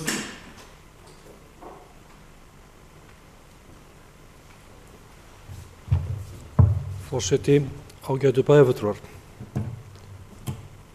Ég byrja bara á því að þakka fyrir umræðuna sem hafa átt sér stað hér í dag, sem ég telum margt vera uppbyggilegar og kannski það sem við eigum að gera þegar við ræðum fjármál bæjarins. Það hefur ýmislegt komið hér fram og ég reynir nú svona að tipla á ýmsu. Bæjarfulltrúi Gunnar byrjaði hér á því að lýsa yfir hvernig hlutinni ættu vel að vera gerðir og það er margt í hans máli sem að maður getur tekið til sín. Það er alveg rétt að hlutinni geta alltaf verið gerðir betur. Ég tel þó að við höfum gert ýmislegt núna á síðasta ári sem að hefur bætt hlutir í okkur. Ég nefni sem dæmi að við höfum verið að kalla eftir mánaðarlegum skýrslum frá nefndum sem að ekki var gert áður og eru þá þarlegandi að fylgjast betur og eigum þarlegandi sem bæjarfulltrúar og bæjarráðsmenn að eiga auðveldara með að fylgjast með rekstrinu hverju sinni og grípa inn í ef eitthvað er. 9 mánaða uppgjöri sem við erum nú að fara að ræða í bæjarráði sýnir það að rekstur almennt undir eða á áætlun, þannig að það er ekki eins og bæjarfulltrúi Margrét Kristín kom inn á að við þurfum að að það var eins og menn held að við værum að keyra einhvers staðar fram úr. Það er sem betur verið ekki. Að við erum í raun að halda í þá áætlun sem við lögðum fram á síðastliðnu ári. Þannig að það finnst mér vera hinu góða. Hins vegar er það að ljósta að það er náttúrulega urðu breytingar vegna það sem breytingarnir eru, okkur er það ljósar. Og við erum núna í næstu viku að taka, eða næsta fundi að taka viðauka sem að stafar af ýmsum þáttum sem við vitum alveg og hefur komið inn á okkar borð, sem snýr af starfsmatinu, sem snýr af hækkunum vegna ýmsa þátta og því við sjá það verður náttúrulega tekið fyrir í bæjar á næsta 50 dag og tekið og samþykkt á næsta bæjarstjórnarfundi. En þannig er á eða yfir 300 milljónir sem er að bætast við okkur kostnað á árinu 2015 sem okkur er kunnugt og við vissum af og erum að ganga frá í viðauka. Það er áhyggjuefni en einhvers veginn þá er sem sagt reksturinn sem slíkur, hann er ekki að fara fram úr nema fyrir það sem við þegar vitum. Þannig að við erum á áætlun hvað þetta varðar. Þannig ég er aðeins að ítreka það. Ég get alveg tekið undir með bæði bæjarfulltrúa Gunnar og forseta honum Matthías Rögnvaldsinni að þeir ræddu það að við þurfum að byrja á fjárhagsáætlunum vinnunni fyrr og ég held að það sé mjög mikilvægt að við gerum það á næsta ári og við stefnum að því og ég brýni fjármálastjóra sem staddur hér sjálfur til þeirra vinnu. Það að vísu vandamál, bæjarfulltrúi Sóli kom inn á það að hagsýslustjóri væri frí og væri brátt að koma tilbaka en hagsýslustjóri fór í frí á miðju sumri og kemur aftur næsta sumar þannig að hann er ekki alveg á næsta leyti. Þannig að það mun náttúrulega mæða mikið á fjármálasviðinu þegar við förum út í þetta. Ég er líka búin að, það er mikið búin að ræða hér langtíma áætlanagerð og ég sendi á formenn nefnda var falið að fríska upp þessa skýrslu sem að fara yfir hana í sínum nefndum, þessa skýrslu sem var unnin á síðasta kjörtímabili til þess að athuga hvort að hún sé í gildi og hvort það er eitthvað sem er einhverja viðbætur sem menn sjáu fyrir sér og svo munum við fá þetta inn í bæjarráð til þess að taka það pólitísk umræðu sem að menn er að tala um. Og ég hef stemt að því að þeir noti nóvember mánuð, búin að biðja að formenn nefndin taki þessa vinnu í nóvember mánuði og við fáum hana þá getum þá byrja að vinna með hana í desember eða í janúar byrjun. Þannig að við getum þá hort til þeirra vinnu og samhliða því munum við vonandi geta komist af stað með fjárhagsáætlunarvinnuna fyrir árið 2017 fyrir en í dag. Ég tek alveg undir með bæjarfulltrúa Njáli varðandi verðbólguna og verðbólgursforsöndu sem við erum með og við ræddum það bæði á öllum okkar fundum held ég undir það síðasta hér í bæjarráði að þetta væri eitthvað sem við þurfum að skoða. Það var ákveðið að gera það ekki vegna þess að það kostar mikla tilfæringar í öllu, það breytir öllu rekstrarlíkaninu þannig við ákváðum að bíða með það og taka það frekar í seinni umræðunni. Það er alveg ljóst eins og bæjarfulltrúi benti á að það mun breyta niðurstöðunni og við sáum það líka, við settum hérna upp scenaríu á skjáin hjá okkur þegar við vorum að ræða þetta, sáum hvaða breytinga þetta geti haft ef að verðbólgan yrði meiri og hún er áætluð meiri greinilega, þess að ég sá það til dæmis að Reykjavíkurborg sem dæmi, þeir voru að birta sína fjárhagsáætlun í dag og þar gera þeir ráð fyrir 4,9% verðbólgu á árinu 2016. Þannig að þarna er náttúrulega verulegur munur frá okkar verðbólgu og það þurfum við þá bara að skoða og vega og meta og eins og ég benti líka á að á milli umræðina þá kemur frá þjóðhagsspáin kemur í núna miðjan nóvember þannig að við getum nýtt okkur það og ég held að við þurfum að hækka þessa verðbólguspá okkar sem breytir niðurstöðum. Það er alveg ljóst. Það var rætt hér sorphirðugjaldið sem var tímabundið og það var sett á árinu síðasta ári og ég sagði að þetta yrði tímabundið gjald. Ég er ekki sáttur við það að það sé verið að fella þetta inn í sorphirðugjald eða sorpgjaldið sem slíkt, þetta var kallað umhverfisgjald og ég vil halda þessu sérstaklega vegna þess að ég tel að við eigum að nota þetta svona einhvern veginn sem markmið til þess að láta fara út aftur. Ég er ekki viss um að það náist að fullu en við erum þó að sjá lækkun á þessu umhverfisgjaldi núna 400 krónur og ég vil ekki að þetta renni inn í eitt sorphirðugjald og legg áherslu á það að þeir bæjarfulltrúar sem eru í framkvæmdaráði fylgi því eftir. Þetta á ekki að vera til staðar þannig við getum fylgst með þessu. Ég deili áhyggjum manna hér af skautasvellum. Ég er alveg sammála því að þetta er náttúrulega, maður er alltaf hræddur þegar við fara út í svona áætlanir að við séum að vanáætla en hins vegar er ég sannfærður um það að við munum ekki fara í framkvæmdir á næsta ári eða næstu árum ef að menn eru að fá einhvern verðtilboð sem engan veginn geta staðist. Þannig að við þurfum náttúrulega þegar við erum að fara núna í framkvæmdum næstu árum, þá förum við ekki í framkvæmdum ef það eru langt umfram þær áætlanir sem við höfum þegar gert. Þannig að við erum að hafa það í huga. Ég sé að koma smá óró í salinu vegna þess að við erum búin að sitja hérna næstu í rúman 3 tíma á fundi. Þannig að menn virðast nú vera orðnir pínu þreyttir. Kannski en ég verður samt að fá að ljúka mér af. Þannig ég ætla bara að halda áfram að þó að menn séu farin að benda mér að ég fara að þegja. En ég ætla ekki að gera það. Ég vil líka benda á það í þessari áætlun sem við erum, og menn hafa kannski komið inn á það, og vil ég benda líka á það að við erum að gera ýmsa hluti sem hafa ekki verið gerðir áður. Við erum að taka 280 milljónir vegna launa og lífeyrisskuldbindinga, hækkun á þeim lið. Við erum svona til að mæta því hugsanlega þeim breytingu sem við verðum fyrir, það er alveg ljóst. Við erum að auka viðhald hjá fasteignum 120 milljónir. Það var orðið brýnt viðhald. Við erum búin að fá hérna lýsingar á því að viðhald í skólum og öðrum mannvirkjum sé mjög ábótavant og við verðum að bregðast við því. Bæjarfulltrúi Njáll talaði um það hvort þetta geti ekki verið slæmt upp á sveifluna í samfélaginu okkar. Jú, það er vissulega áhyggjuefni En það náttúrulega bara þannig að við höfum svona kannski lítið annað að velja. Við verðum kannski að fara á stað í hluti sem get ekki beðið lengur. Þarna finnst mér kannski að við verðum að taka ákvarðanir. Og ég get líka tekið undir með bæjarfulltrúa Loga og kannski fleirum bæjarfulltrúum sem þó þeir hef ekki sagt það hérna, að oft á maður erfitt með að sofna á kvöldin yfir því hvað ákvarðanir maður að teka og oft vaknar maður miðja nætur yfir því að maður skulle vera að gera eitthvað vitlausur, en maður verður að taka ákvarðanir og það eru stundum réttar og stundum rangar og vonandi verða fleiri ákvarðanir sem maður tekur sem eru réttar heldur en rangar. Ég er bara að reyna að skauta yfir þetta. Kannski eitt sem bæjarfulltrúi Margrét Kristín kom inn á, það er kannski bara svona, eða ekki eitt, ég hef náttúrulega svara spurningum hann líka, en hún benti hérna á ýmsa hluti í ræðu sinni og það fannst mér gott í hennar ræðu var það að hún er eiginlega samkvæm sjálfri sér. Hún er búin að vera að ræða þetta líka í bæjarráði allan tíman. Hún er með hluti sem hún hefur bent á frá upphafi. Bæjarfulltrúi Gunnar kom hérna inn á til dæmis áðan og sagði að hann skildi ekki í því að það hefði aldrei verið teknar umræður óskir.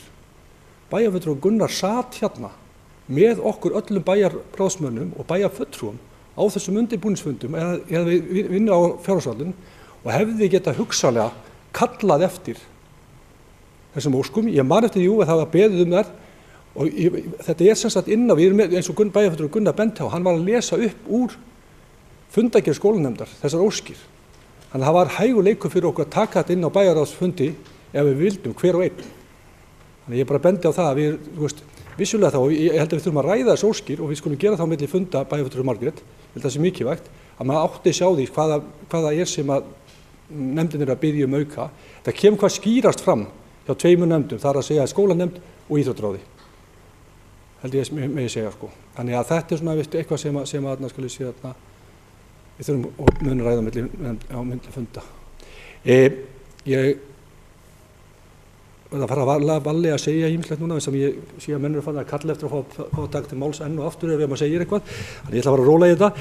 Varðandi bæjarstjórnarskrifstofunnar bæjarfulltrúi Margrét, þá er það þannig að Akureyrarbær er hér í þessu ráðhúsi hér og er líka með skrifstofur á út í Glerárgötu sem að vissulega og Akureyrsstofa og annars staðar í bænum inn í skal ég segja Hofi. Vissulega væri kannski betra að vera með þetta einu stað en hins vegar held ég að við séum með þannig samning af langtíma leigu á Glerárgötunni þannig að ég held að sé kannski ekki raunhæft að fara í þessar spekulasjónir akkúrat núna en þetta er kannski eitthvað sem ætti að vera í framtíða músík að velta því fyrir sig hvort að starfsemin eigi að vera á einu stað, það er alveg rétt. En ég held að þetta sé kannski ekki sem að við erum að fara í 1, 2 og 3. Ég var búin að tala óskir nefnda, bæjarfulltrúi Sigríður var búin að svara fyrir velferðarstefnuna og ég ætlaði líka að svara fyrir langtímaáætlunargerðinni, ég var búin að gera það að segja að við erum að fara í þá vinnu. Það er vissulega bagalegt í rauninni að þurfa að taka slíkar ákvarðanir og hefur komið fram að hætta við framkvæmdir til að mynda eins og við öldrunarheimilin. Hins vegar er bara staðan svo og ég held að við höfum allir verið sammála þeim bæjarfulltrúar sem sátu þó á þeim fundu sem að þessi ákvörðun var tekin að þá held ég allir hafa verið sammála því að það væri ekki rétt á þeirri stundu eins og staðan er núna á meðan að við erum í rauninni með óvissu reksturinn og erum að gera úttekt á hann að láta þetta þarna inn. En það getur vel verið að við komumst að því á næsta ári að þetta sé nauðsynlegt og við þurfum að taka þetta inn og þá verðum við að gera það. En eins og staðan er núna og ef einhverja forsendur breytast en eins og staðan er núna þá held ég að það sé ekki rétt. Ég er alveg sammála og ég tek bara undir hérna með fólki sem hérna hefur rætt að það er nauðsynlegt að við fáum gleggri og betri upplýsingar. Við höfum náttúrulega rætt það bara í umræðum okkar í bæjarráði. Það stundum vantar okkur betri upplýsingar frá nefndum og skýrari vinnubrögð, samræmingu vinnubrögð eins og bæjarfulltrúi Sóley kom inn á. Það er ýmislegt svona sem við þurfum í rauninni að bæta og ég held að við ættum bara strengja okkur þess heita á næsta ári að gera það, að reyna að bæta þessi vinnubrögð. Ég hef talað fyrir því að við vinnum þetta áfram saman og ég tel að mjög mikið að það sé gert. Að við séum að vinna þetta í samstarfi vegna þess að þá eru menn allir að borðinu. Það er ekki gott eins og sumstaðar gett og sumstaðar tíðkast að meirihluti komi bara með plaggið á síðustu stundu rétt fyrir 4. En hins vegar þá náttúrulega er ljóst að það er meiri vinna í fólkin í því og það er ýmislegt sem við þurfum að vera, meiri vinna. En það líka hefur komið fram hjá bæjarfulltrúum að við erum með þessu líka og við hefum verið mjög duglegir að láta minnihlutann hafa gögnin. Leyft þeim að fylgjast með og við höfum ekkert verið að halda neinu svona frá minnihlutanum, við viljum að þau viti sér alveg jafn upplýst eins og við. Bæjarfulltrúi Sóley talaði að við hefðum meiri svona tíma til að stúdera gögnin, eins og orðaði held ég orðaði einhver, kannski tala íslensku, en ég held að sem sagt, við höfum reynd þó að koma þeim alltaf áleiðis til bæjarráðs. Við höfum í bæjarráði talað mikið þessa hluti og reynd að upplýsa, þannig ég held að það sé líka stefna sem við eigum að halda og við munum gera það á næsta ári líka. Bæjarfulltrúi Njáll kom aðeins inn á það að hann var ekki alveg sammála bæjarfulltrúa Silju aðkomu að skal ég segja leikvöllun eða lóðinni í Naustaskóla. Mér minnir að nefnilega að bæjarfulltrúa Silja hafi verið að tala um börn en bæjarfulltrúi Njáll hafi talað um foreldra barna. Það kannski, talaði bæjarfulltrúi Njáll um börni líka. Þetta er í rauninni þarna náttúrulega bara þannig að sko sum börn tala ekki með önnur, kannski gera það. En engu að síður þá er þetta ákvörðun sem við tókum og við ætlum að standa við hana en ég skil vel að við erum ekki allir á sömu skoðun í þessum efnum.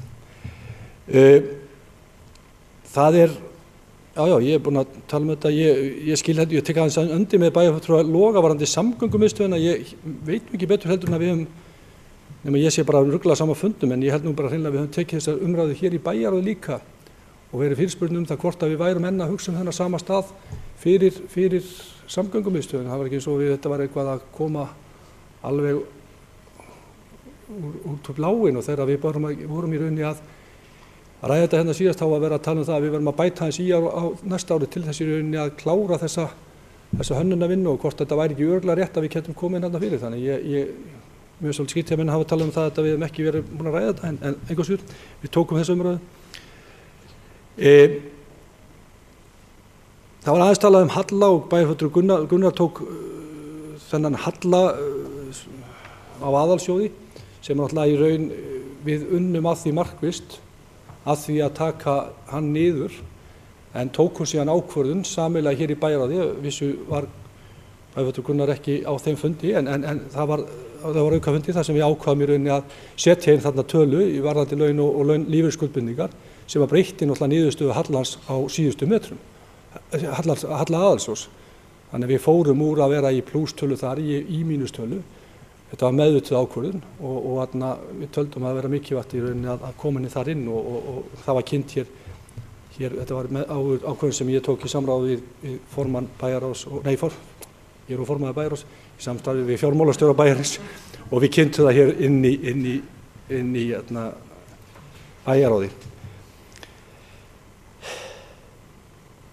Það hefur verið rætt hérna mikið um stjórnsýsluúttektina og hún breyti ekki miklu og menn þurfa að fara í rekstrarúttekt og ég er alveg sammála því og bæjarfulltrúi Matthías kom akkúrat inn á það, nú varum við að klára þessa stjórnsýsluúttekt en í kjölfarið myndum við ráðast í rekstrarúttekt og við höfum akkúrat verið að ræða það í okkar hópi. Ég man ekki hvort ég hef kynnt það fyrir minnihlutanum en ég get þá sagt að við höfum verið að skoða hvort við ættum í rauninni að taka það á einstaka rekstrarúttekt og hvort við höfum að skoða heildina eða hvort menn eigi að taka rekstrarúttekt á einstaka sviðum. Stærstu fjármunir okkar liggja í tveimur sviðum, það er að segja velferðarsviði og skóladeild og það er spurningum í rauninni hvort að við höfum að einbeita okkur að því að hafa verið menn að setja sig í samband við okkur sem að hafa í rauninni verið telja sig sérfræðinga í þessum ákveðnum sviðum og vilja í rauninni bjóða fram sína þjónustu í rekstrarúttekt á þessu af því að það hefur heyrst að við ætluðum að fara í rekstrarúttekt, við höfum minnst á það í okkar ræðum, þannig að það er svona kannski svona spurning og ég held að við þurfum að ræða þetta í bæjarráði hvernig við vildum standa slíkri rekstrarúttekt, hvort við ættum að fara í heildar rekstrarúttekt eða bara einbeita okkur að ákveðnum málaflokkum í því sambandi. Ég ætla ekki að teygja fundi mikið lengur en ég tel aftur á móti að þessar umræður hafi verið mjög uppbyggilegar. Ég er búinn að punkta hérna fullt hjá mér. Við þurfum að taka skref fram á við. Ég held að við höfum að mörgu leyti tekið skref fram á við á þessu ári í ýmsum vinnubrögðum. Við erum bara eins og bæjarfulltrúi Matthías kom inn á, við erum bara á miðri leið. Við ætlum að halda áfram, við ætlum að læra, komast lengra og gera það saman. Þá er ég sannfærður með að við höfum eftir að gera það sem Gunnar bæjarfulltrúi talaði að skila okkur góðu búi í lok kjörtímabils. Takk fyrir. Guðmundur Baldvin Guðmundsson, bæjarfulltrúi lokið máli sínu. Gunnar Gíslason bæjarfulltrúi ætlar að bera af sér ámæli.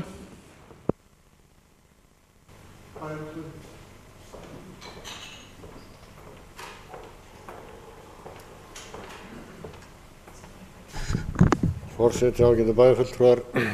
Ég ætlaði nú bara aðeins að vegna þessa orða bæjarfulltrúa Guðmundar Baldvins, formanns bæjarráðs, það að ég hafi þá ekki komið inn með þessar óskir inn í bæjarráð. Er kannski gott dæmi það hvernig þessi vinnubrögð eru og við eigum ekki að hafa. Þetta náttúrulega eitthvað sem á að vera borðliggjandi inn á borði og við eigum að vera að taka umræður Það á ekki að vera í valdi einstakra bæjarfulltrúa eða þeirra ábyrgð að draga þessi umræðu hérna inn. Og þetta bara hluti af því að vera meiri eða minni hluta. Meiri hlutin hefur ákveðin völd. Ég alveg til í að verða bara hluti hérna meiri hluta. Við getum verið bara öll í meiri hluta og ég býð mig bara tilbúin til samninga það verkefni og þá getum við líka bara tekist á við þau verkefni sem býða okkar og ríkisstjórn og fleira. Takk. Gunnar Gíslason bæjarfulltrúi lokið máli sínu. Orðið laust. Guðmundur Baldvin Guðmundsson bæjarfulltrúi biður orðið.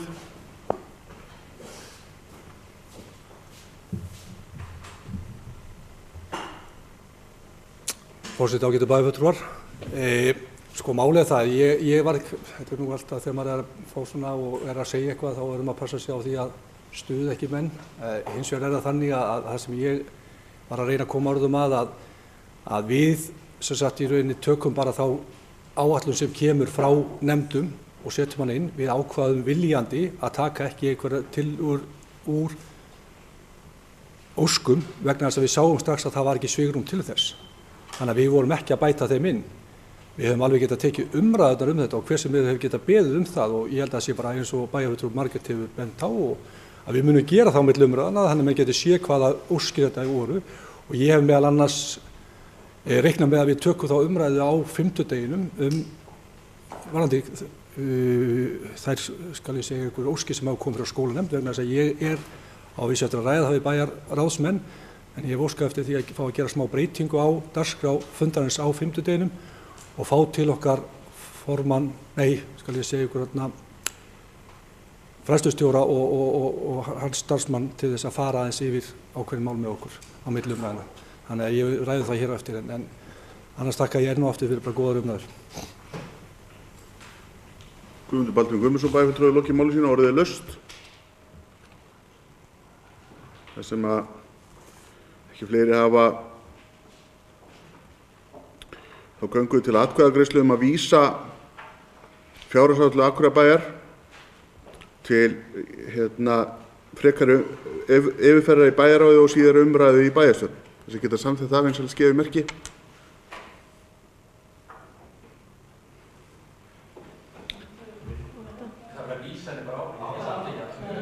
Nei, bara vera vísin áfram til umfjöllunar.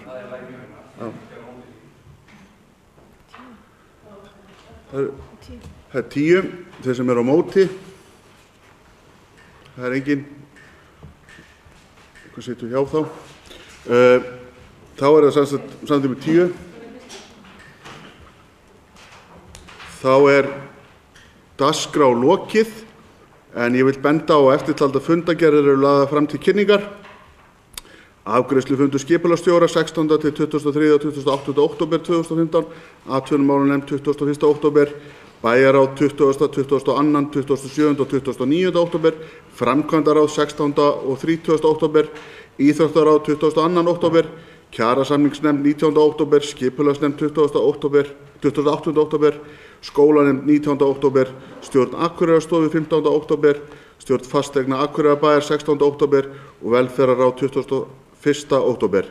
Þetta nálgast fundargerðir heimasíðu bæjarins Akureyrarbæjar og þá segi ég fundi slitið klukkan 19:33.